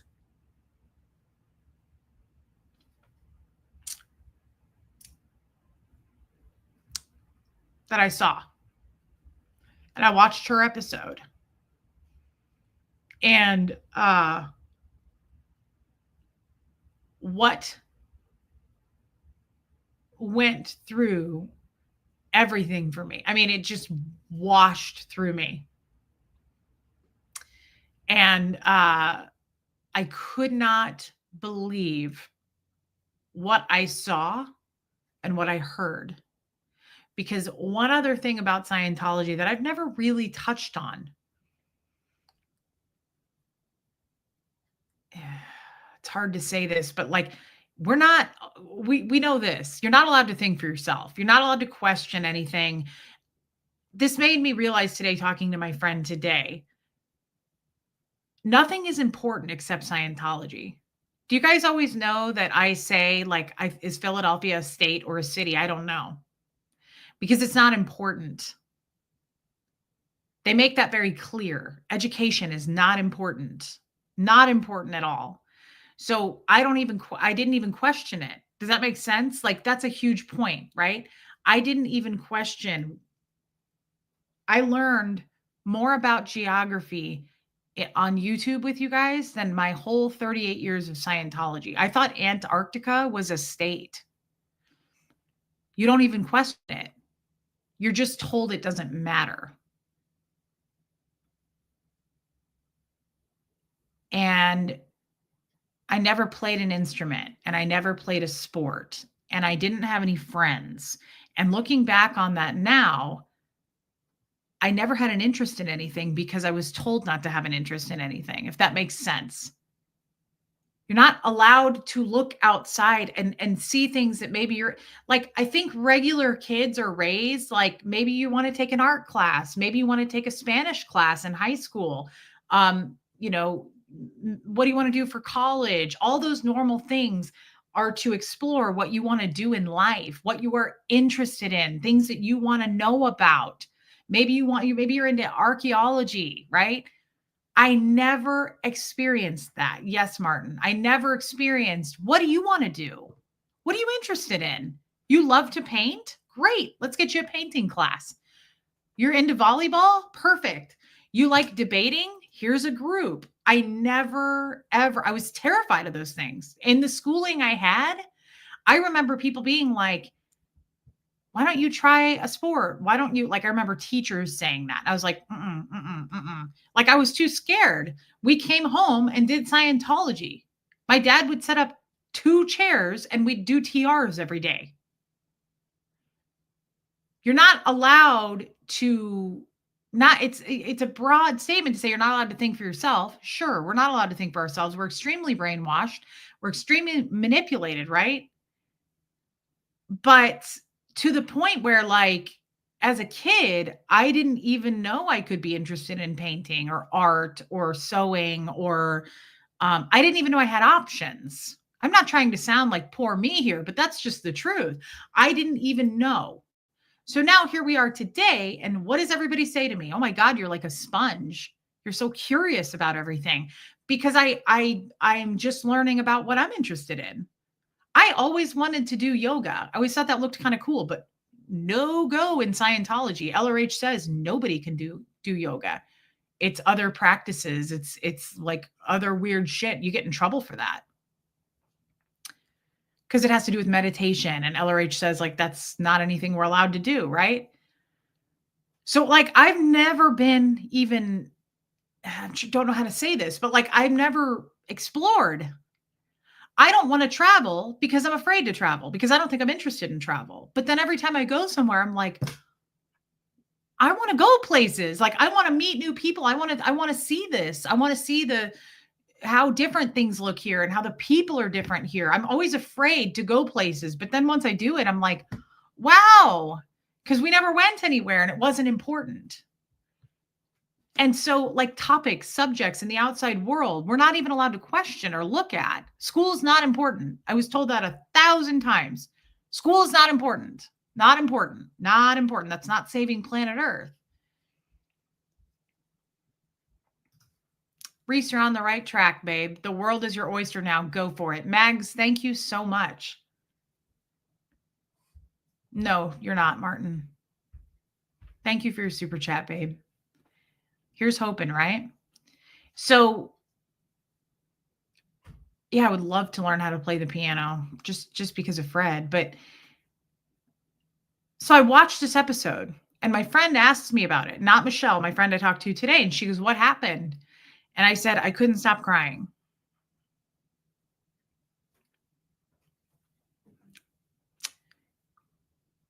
You know why?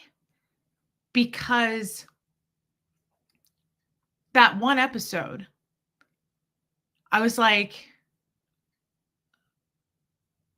everything sunk in my world that day watching just Miriam's episode because all this time in my life, my whole life, I watched everybody else in Scientology succeed except me.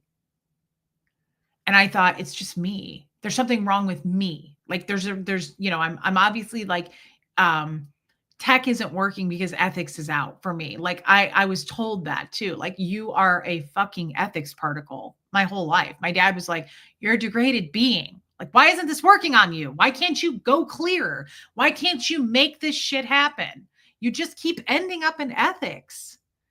And so it made me feel very much like it's just me. Everybody else is successful. I don't know why it doesn't work on me other than I pull it in, right? Like I'm obviously doing something wrong. I never considered the alternative. So when Scientology said this is just a bunch of bullshit, other people's boohoo victim stories of how, that's how I felt about it. I was like, oh, yeah, let's watch this show and watch people cry about bullshit. Like, no, I don't buy it. Okay, well, then I watched it. And there was that whole 45, 50 minutes. I was like, I don't think I blinked. I was like, that happened to me too. Now it's not bullshit. Now it's not this like, you sad little victim. Like, I was like, oh no, it happened to somebody else. It didn't just happen to me. It happened to somebody else. And I was like, oh no, there was an immediate connection there. And I was like, oh no, this is so bad. Like, I know she's not lying because that happened to me. That's how I felt about that whole episode. I was like, oh no, she's not a sad little lying victim. Like that I was like, I couldn't, I remember I threw up. I remember I stuttered. Like I was like, I don't know what to do. I didn't know what to do. So like 2 weeks went by of me binge watching that show. I couldn't stop. I just kept rewatching over. I got addicted to it. Then what? So like Jeff is beside it. Jeff doesn't know anything about Scientology. As a matter of fact, Jeff liked it. He thought it was a good thing as far as like he didn't want to join, but he was very supportive. When people would tear it down, hey Joe, when people would tear it down, he'd go, I don't think any of that bullshit's true about Scientology. I've met nothing but good people. Doug and Brenda, Reese's in-laws, Reese, like these are all really good people. You guys are mistaken. It's mistaken. Yeah, I love it. And so that was Jeff's first opportunity and taste. He watched it with me and then I told him my whole story. I told him everything. And I as he watched it with me, I would pause it and I would start crying. Um and I would say that happened to me too. And he would be like, "Oh boy." And I would go, "Here's what happened." And so I just started unraveling. I just told him everything, right? Well, that was my biggest mistake because that was his opportunity to have every bit of power over me, and he used it to the full extent. That day going forward is when our marriage really went downhill. Outside of the Jester stuff, that was already cracked in the foundation, right? But that was at that point, he would use it against me. He found my biggest weakness. He found all the things that happened to me. He learned all about the training I'd had. He learned all about TRs. Jeff didn't know any of that stuff. Hey, Rocks in a Box, thank you for gifting a membership, babe. And it was done. That was my demise. From that moment forward, that guy would go, "You're using your fucking training on me. You're using your bull bait training. And it's because of this that you did this. And your Scientology's kicking in and it flips like a switch." And it just went ape shit haywire. I was like, oh shit. Like I handed him all the power. He started using all of that against me. So that was hard. That was hard to balance with the Jester stuff and just fighting him constantly because suddenly he became an expert. The balance went way out. Like he became a pure expert on me. He was like, now I know my wife even better. And he would say, "You're using your Scientology." And at one point, I waited a couple of days till we were done fighting and we were cool and back together, having sex again. Everything was normal. And I said, "Hey, babe." I said, "Can you please not do that to me? Can you please not tell me when I'm using my Scientology or my Scientology is kicking in or I'm being a Scientologist?" Because it really kind of triggers like a lot when you do that. And I'll never forget, he said, "No, absolutely not. I'm your husband, and you need to know when you're doing that. It's good for you. Trust me, it's best for you. You need, yes, Ree, you need to know when you're doing it. Like, this is a good thing. You'll see that one day. But like, I will never not tell you because now I see the whole picture of why you are the way you are after all these years of knowing you." He was like, "Now it makes sense who you are. And I know you better than anybody now. And all the trauma in your life has led you to here. And I'm the person who's going to tell you when you're doing it." And I was like, "Oh, fuck. Like, this is not good." And I said, I go, "Jeff, you're not a doctor."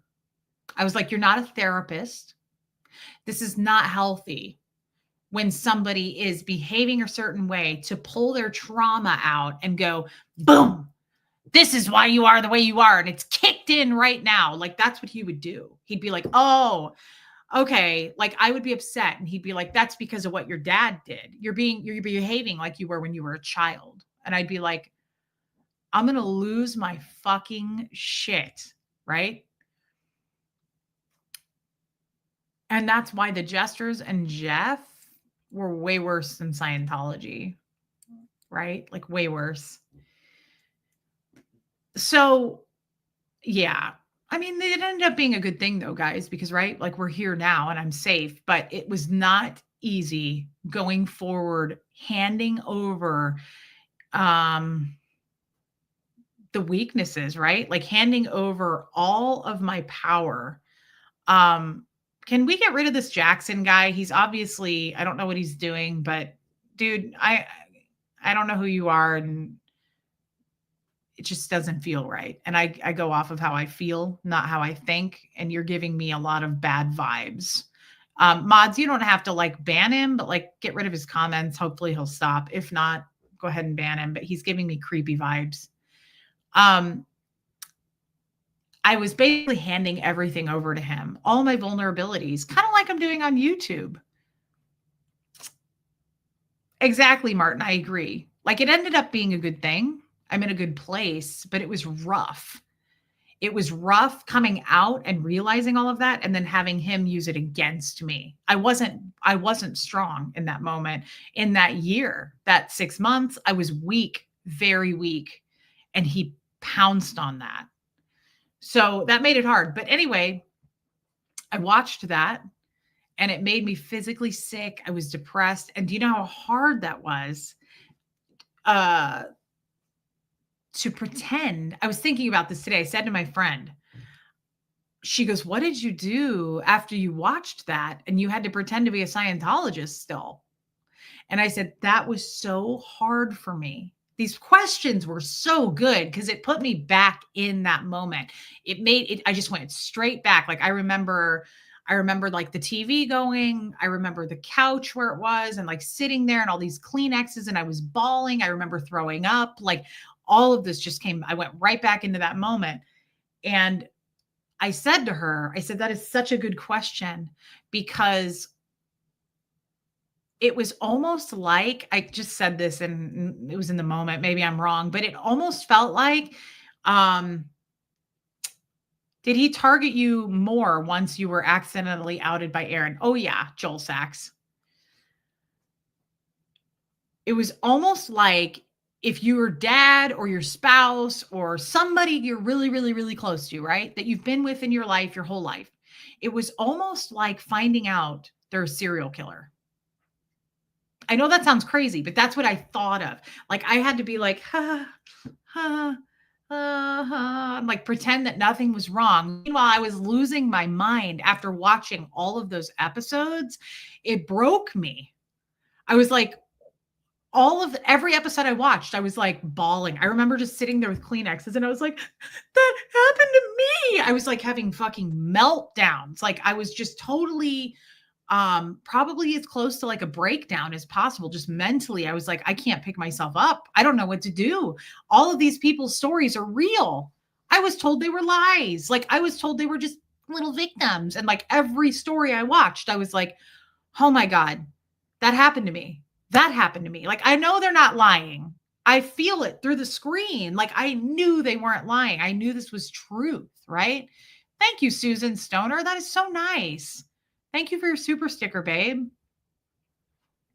Yeah, your whole world had toppled and your freak of a husband saw it as an opportunity to control you. And boy, did he. He really, really, like, I even said, I was like, I don't need you to watch this with me after I saw what he was doing. And he was like, oh no. I remember this creepy conversation he had with me. He was like, oh no. He was like, now that we've opened this, I want to know everything. He was like, I want to know everything about it. I want to know every memory, everything about your upbringing. He was like, I didn't know all this and you need to tell me. And I was like, I am not in a safe place here with this. Like, I knew it was bells and flags were going off. Hey, P. Taylor. And he did the same thing. When I sent every piece of everything I had to Aaron, put me in touch with a law firm to see about my case with Scientology because it was a statutory rape case. Unfortunately, it was outside of the statutes of limitations or whatever, the legal statutes. But I worked with this law firm for like 6-7 months. And we had weekly calls. It was a lot of attorneys and we had weekly calls. Thank you, Joel. So proud of you, how far you've come. I love you, Joel Sachs. Thanks for staying with me. That's all I can say to you because I just love you. I would have weekly Zoom meetings with these attorneys. They took it very seriously, right? They went over combed through everything I had, and I have a ton of evidence, right? So this took like 7 months. And every week we had a Zoom call. And I would say to Jeff, I don't need you in this call. I don't want you in this call. And he'd go, oh no, I will be in this call. You have no choice on that. And I would go, but it makes me uncomfortable. Like, they're asking me questions about stuff in my upbringing in Scientology, and I'd rather just do it alone. And he would go, well, you don't have that option, sweetheart. So I will be with you on these calls. We're not going to do anything else. And it was so like, I just felt so locked down. I was like, oh shit. Like, I just feel like I handed everything over to him. You know, everything. Yeah, it is, Lady O. I just felt like so weak and he had so much power and it was so imbalanced and I had no privacy ever. And I mean, you guys know, like, I would say I'm leaving and he'd be like, not without these keys. You're not going anywhere. Like, he would get fucking weird. He got really, really, really weirdly controlling. That was not the case in the beginning with him. Once he unlocked, I feel like once he opened the door and saw everything in my, now you just give it to everyone here. Joe Virus, I do, but it's very different dynamic. And you know why, Joe? Because I know my worth. I didn't know my worth then. Nobody gets any power. You may get my story, but nobody can use it to control me. I won't allow that. I allowed that. I handed it over to him. Way before all of this happened, I handed everything over to him. My money, I put the down payment on the house. Like, I quit my job. Like, he had control. But then once he had control of my full background and story, and he knew exactly how to manipulate it, control me, played into it hard, it really fucking rocked me. I still don't really know how I made it through that, honestly. I remember some days I thought, I can't be here anymore. Like, just even here mentally, I would just check out. I was like, I can't do this. It's so hard to go through this and have a husband that's not supportive. Not only not supportive, but like psychotic toward me, using it against me, right? Yes, Robin Miners. And then I had to pretend to be a Scientologist.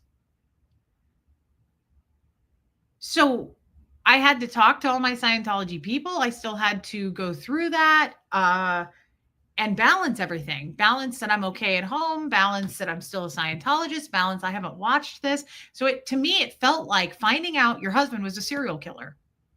And you're like, how am I going to pretend and still cook dinner and just pretend like I don't know that he just murdered 50 women? Because I found it, and get out of this without being murdered, and get him arrested. Like, that's how I felt. I was like, how am I supposed to just keep pretending to be a Scientologist, knowing that they're evil? So that was tough. And the first time I ever called Aaron, I called the Aftermath Foundation and I left a message, and Aaron called me back, and I knew who he was from the show. And I was so thankful to have that. I remember I talked to Aaron, I think for like an hour. It might have even been longer the first time I ever talked to him. And I remember pacing in my living room. I was in my living room talking to him on speaker, and I was like, blah, blah, blah, blah. I was going like 100 miles an hour because it felt so good to see someone on the other side and know that like he's good and I can speak the language with him, because you can't speak Scientology to Jeff.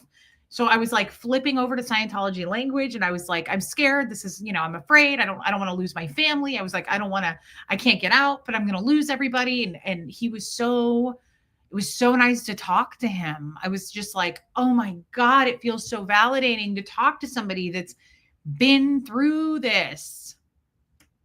So we did. And we talked and we talked and we talked for months. And I would text him stuff, and it was just great. Especially because of the behavior of Jeff. Like, it was just such a nice having to pretend to be a Scientologist with my Scientology family and friends, having to be cool, try to keep Jeff at bay. That's why I always say, like, I felt like a snake charmer. I felt like I was just charming the snake, like all of the snakes. Like, I was just trying to like morph and mold into what I needed to be in each moment. And just like, it was just this game of hopscotch. I just was like, okay, I need to be this face for this person. I need to keep Jeff at bay and just like fucking placate with him. And Aaron was my only like out to talk to a real person. I talked to my Scientology family and friends, and I was like, everything's great. Like, they'd be like, can you come in for a session? And I was like, hey, Wendy Brewer. I was like, I kept making shit up. And I went to an event, and I remember how uncomfortable I was. I was like sitting there, like, I'm sure my body language, like I was so uncomfortable. I wanted the fuck away from that, but I didn't want to lose my family. So anyway, I don't know why this came up today, but with you guys, I know why it came up, because my friend asked me all of this, and she was like, holy shit.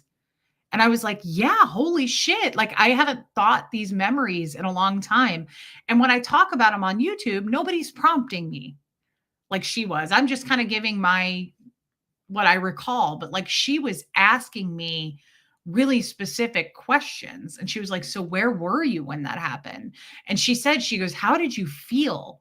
Like, what were you feeling in those moments of watching the Aftermath episodes for the first time? And I told her, she goes, where was Jeff? And I said, I remember Jeff came home. She goes, was he at home? And I said, no, he was at his office. And she goes, what happened when he came home? Hey, Rhonda Frank. And I said, I remember sitting on this couch, like wrapped in a blanket. And I was like, and I was bawling. And he was like, what's wrong with you? And I was like, oh, I was like, it's a lie. It's all a lie. I remember just like, I was like, people were abused and I was abused and I didn't know. And I remember just thinking, they made me think for 38 years, it just doesn't work on you because you're a fuck up. It works on everybody else. Everybody else is clear in OT, and you're just like sunk in the mud doing ethics program after ethics program. Oh, for sure. He wanted to cash in, Joy Forbes, no question. So when I watched this, how did you feel when you called your friend back? I was bawling. I don't even think I could comprehend much. I remember she was sad. She felt so sad for me. And she was like, I'm so sorry. I didn't mean to like bring stuff up. And I was like, it's not your fault. Like, I thanked her. I was like, thank you for telling me to watch this. And I was like, I don't know why I watched it. I can't believe I watched it after all these years. I've been asked to watch this and I refused. Like, it wasn't even a concept. I was like, it's never going to happen, mom. My mom and my sister, I was like, it's never going to fucking happen. Stop asking me. Like, I would get really Scientology on them. And I was like, knock this shit off or I'm leaving. It's not even an option. Like, but then with my friend, she just did enough. Like, she was kind enough and gentle enough with me that I was like, okay, I'll do it for you. Like, if you want me to go watch it. Yeah, West Coast Fancy Nancy. Like, I think we all probably have felt a certain way of like, we're the only ones, we're alone in that. And that's the other thing is like, we're not. Even though you guys didn't go through what I went through, Nancy right there, like everybody's gone through something and that's what brings us together. We always probably thought we were the only one when it comes to some sort of a situation and we're not. And even if we were alone in that moment, we're not now. And that's another reason, like this just brings all of this buttons, all of this up as far as like the hate lately, the bullying, the division, the my story's a lie, or that didn't really happen, or whatever it is, whatever people think. I was there and it broke me and it made me who I am now.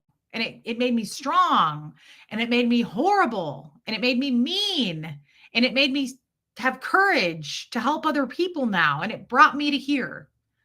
So while it sucked, I love who I am right now. I know more about me than I've ever known. I'm learning about what I'm interested in. I've made friends for the first time, like real friends. Michelle has always been my friend. She was grandfathered in because I remember my first therapist even saying to me, you need to get some friends. And I was like, you can fuck off. I don't do friends. And she was like, why not? And I was like, because they're not valuable. We don't need them. I don't need them. Do I feel a bit that she saved me? Yeah, definitely. Between Michelle doing that and Aaron outing me, absolutely. I'm always going to be thankful for Aaron doing that. I mean, it wasn't intentional, it was a mistake, but guys, I would still be in Scientology today if Aaron hadn't accidentally did what he did. It's just the facts. And Huxley's going to be 16 this year. And that was my fear. They were going to come get him and recruit him for the Sea Org at 16. That's what they do. They come to the Sea Org at Sea Org recruiters come and recruit all the 16-year-olds. So I will take, what's the word I'm looking for? A victory lap on, I'm so happy that I am where I am. And I think that's why I try to explain to you guys how much you mean to me, because this is my eyes are finally open now. Every day is something new. I still am like, I'm very curious about things. I don't know things. I truly don't know a lot of things about the world. And you guys help me so much with that. And you teach me things. But the biggest thing I would say recently is just, I'm getting to know me better. I have hey, Sweet Liberty. Yeah, Sweet Liberty. I've watched those episodes repeatedly. I have not anytime recently. I haven't watched the Aftermath show since I lived in Kansas City back then. But I know who I am now, not fully. I'm learning still about me and like find myself being curious about things, wanting to learn about things, wanting to know about things little by little. But this channel helps me so much. And that's one of the reasons why we're strong, guys. We're okay. The numbers are going to fluctuate, but the bullying cannot touch me. It's nothing. Total strangers. Outside of Marilyn and I chatting yesterday, total strangers are making videos about me, hate about me, writing about me. Total strangers. Think about that for a minute. That doesn't get to me. What got to me was what I've been through, what I went through. That's what got to me. The love that we feel now, the friends that I've made, that's what matters. That's all I'm looking at now. All I am every day of my life now is grateful. Incredibly grateful. So it's hard to even sink down into that shit because it's so nasty and it's such a cesspool. I don't even look at it anymore. I don't think about it. I'm so grateful. I didn't make it here by accident. Like this all has to be for something. And it's not like, okay, now I made it through all of that and I'm going to let some hate feed, hate stream take me out. Are you serious? No way. Sorry. I am way stronger than that. We've made it way the fuck too far to let some little person who doesn't know me make fun of me and bully me about me wearing too much makeup. That ain't gonna do it. Sorry. You're gonna have to try harder. I've been doing fucking bull bait since I was 4 years old. So that's just not gonna do it. Rhonda Frank, I knew that about you, and I love that for you. I love therapy. It has helped me so much. That and my channel. Thank you, Mags. I'm just saying, guys, bullies don't even make a dent here. They just don't. That's why we laugh at their comments. We laugh at their streams. We laugh at anything they say. It's hilarious to me. I'm not worried about it. You're going to have to do better than that. Some of you didn't do TRs and it shows. Okay. A lot of these people didn't do TR bull bait for 4,000 hours and it shows. You're not going to make me unstable over some bullshit that you've never met me before. You've never met me. Keep that in mind. We've never met. All you do is make money off of me. There's a difference. It's sad is what it is. It's gross. Brian Webb, I'm glad for the community that had formed around this channel. We are growing and learning together, and that's such an awesome thing. Love you all. I love you, Brian Webb. You've been a good friend forever. I love you. Thank you for being a cult member, my friend. Dylan, the stranger part definitely doesn't make sense other than the religion we came from. The sort of friends is what seems odd. Is there a path to understanding with those people? I don't think so, Dylan. I think it's about money. And I think it's hey, Gloria, I think it's a planned thing. I think it's by design. It's a bunch of strangers. I don't think they're trying to understand us. I don't think they're trying. I think we're missing the point. They just are about destruction and money, right? They just make money doing this. And I don't think they're self-aware enough to even think with like, am I doing something wrong? Like, am I bullying people? Is this wrong? Making fun of this woman and talking about her 15-year-old son. I don't think that even crosses their minds. I think they're just machines.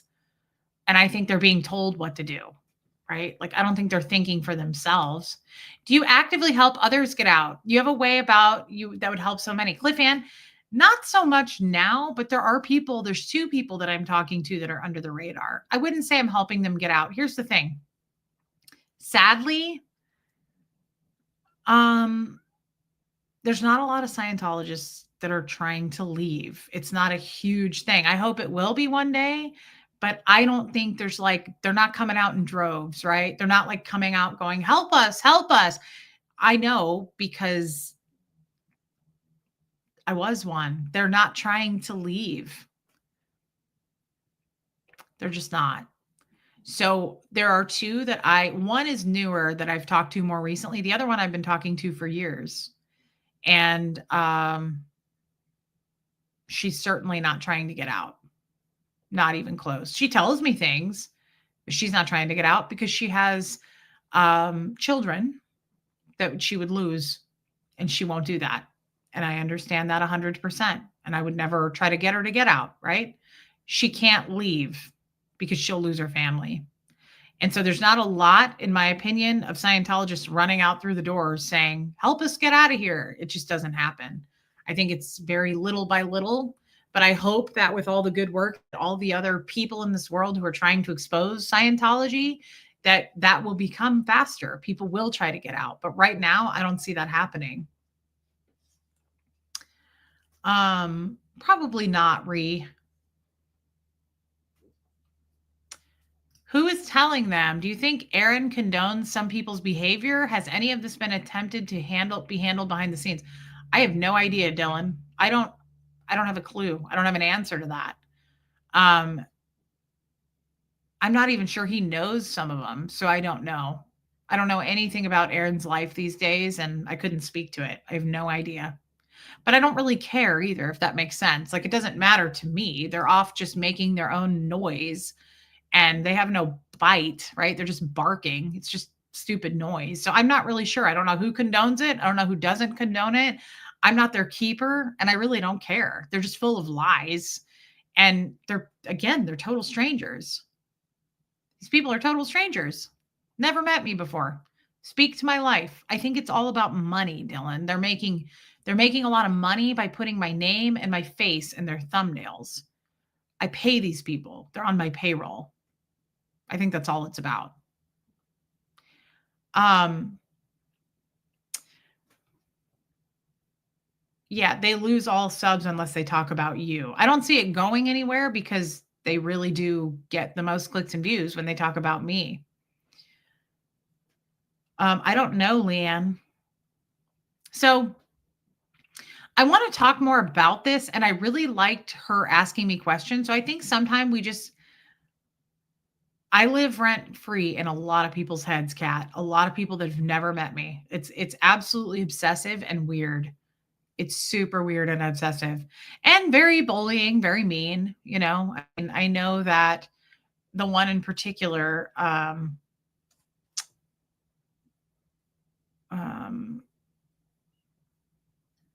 like apparently like attacks me based on my looks and like makes fun of my makeup. And I just am like, you're 70 years old. Like, I'm embarrassed for you.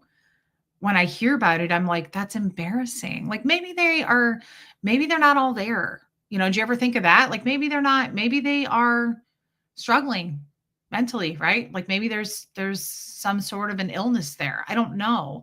I don't know why a total stranger would take the time every day to be so obsessed and like make fun of somebody's look. And what did she say? I'm like a sad fishing, clap ridden, dry begging, like holy jealousy, hate, you name it, right? Like I know those things aren't true. And it's creepy. It gives me the creeps. It's unstable at best. Like it's so obsessive. I could see if like we were longtime friends, maybe that's a stretch even. But like the fact that I've never met this person and all they do is bully, bully, bully, and she's like 70 years old. I can't put it all together. I say the age because I'm like, this is too old to behave this way. Am I wrong? It seems that way to me, but I don't know. Getting a haircut, but at the point where you're reading good messages, let everyone know it made me smile. I love you, Marlugo, and I will. I love you, Marlugo. Thank you, babe. Thank you for your super chat. I hope your hair is cute. Um, not the gumdrop buttons. Lord Farquaad. Yeah. I don't know. I don't spend a lot of time trying to figure it out. People are nobodies to me. I mean, they're just nobodies. And I don't know that they're ever going to be successful here on YouTube making fun of other women, men, women, whatever it is, human beings, right? Like making fun of other people's looks is fucking crazy. And you're unhinged as shit. Like it's really unhinged, right? Thank you, Joel Sachs. Yeah, I tend to think more of like a jealousy thing, but it's extremely mentally unstable, in my opinion. I'm not a doctor, but like there's got to be some kind of a diagnosis there to be that obsessed about a person that you've never met. Um, Thank you, Dylan. In yesterday's stream, Pepperoni Nips, what was I going to say? It just makes me think of like someone who's obsessed with like someone in the spotlight. Like if you took a famous person and like they just did videos on them all day or like just became really obsessed with them and tried to look like them and dress like them and very single white female shit. And it's like, yee, that's a little much. I appreciate, that you're a huge fan, but like you're scaring me. Please quit scaring everybody for a minute, could you? Like maybe go write some bounced checks. I'm not really sure, like take your felonies and go write some bounced checks. It's some sort of an insecurity, Sophia, for sure. It's uncomfortable. It makes you question it. Like, why don't you have something else to do? Like maybe, some sort of charity work or, I assume this person's retired. I don't really know. Yeah, Renee B. It's just weird. It's very unhinged. And I don't even necessarily know what to say. Yeah. Joanne Adams, it's a little frightening. Yeah. What do you say to someone who can't or won't understand you? Yeah. Nothing really, because I don't know their intentions. I don't know if she's just obsessed. Like, I don't know if I'm not sure what's behind it.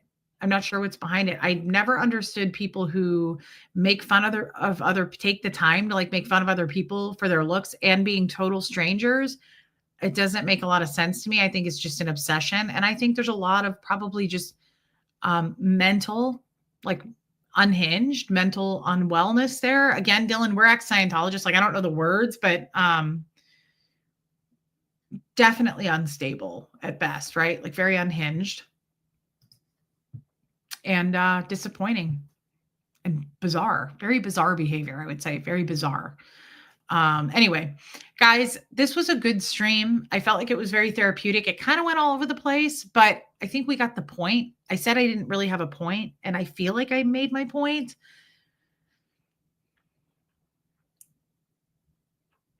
I don't know what you mean, Angie Mo, but I know you're talking to Ree. So, yeah, Dylan, exactly. I love Dylan, guys. Zoe, I get that. So I want to say thank you, Joanne Adams. Thank you. You guys hit subscribe before you go. And just thank you for being here. Thank you for listening. It was a good stream. I'd like to talk more about this Scientology stuff because I think it needs to be opened up a little bit again. I kind of haven't talked about it. I enjoy talking about it now, and I find great benefit from talking about it. And I hope it helps somebody else. So win-win, right? That's why I'm here. I want to help people. As much as we go down and make jokes, that's not the point of this channel. I really do find it very therapeutic. I want to laugh and I want to help people. Thank you, Muffet Lou. Martin, I didn't make it up. It's a spinoff of another song. I hope Chuck was distracted for a while too. And again, guys, lots of thoughts and prayers for Chuck, who lost his wife last night, Gwendolyn. That was very sad. And we love Chuck, and he's always welcome to be here. I love you guys, and I will be back. Tomorrow is what? Tomorrow, Friday? Yeah, tomorrow's Friday. I will be back tomorrow, guys. Thank you, Lady O. And I like to chat more about this stuff. I was crying when you started tonight, and being here calmed me down and returned me to present time. Love you. I love you. And I hope that your pain is better, Catherine B. I love you, girl. Thank you, Joel Sachs. Thank you so much, guys. Everybody, Liz Tricks, I love you. Thank you for, let's talk about being exes sometime, Reese. I emailed you a while back, so the ball is in your court. I would love to talk about our ex-Scientology experiences, Dylan. Okay, I'll look for your email. I think you have my phone number. You should just text me. I love you too, Yvonne. I love you guys, and I will see you tomorrow. Thank you for the super chats, the memberships. Always so much appreciated. I'm very grateful for it, guys. Thank you for your wisdom today, and I will see everybody tomorrow. Here comes Fred.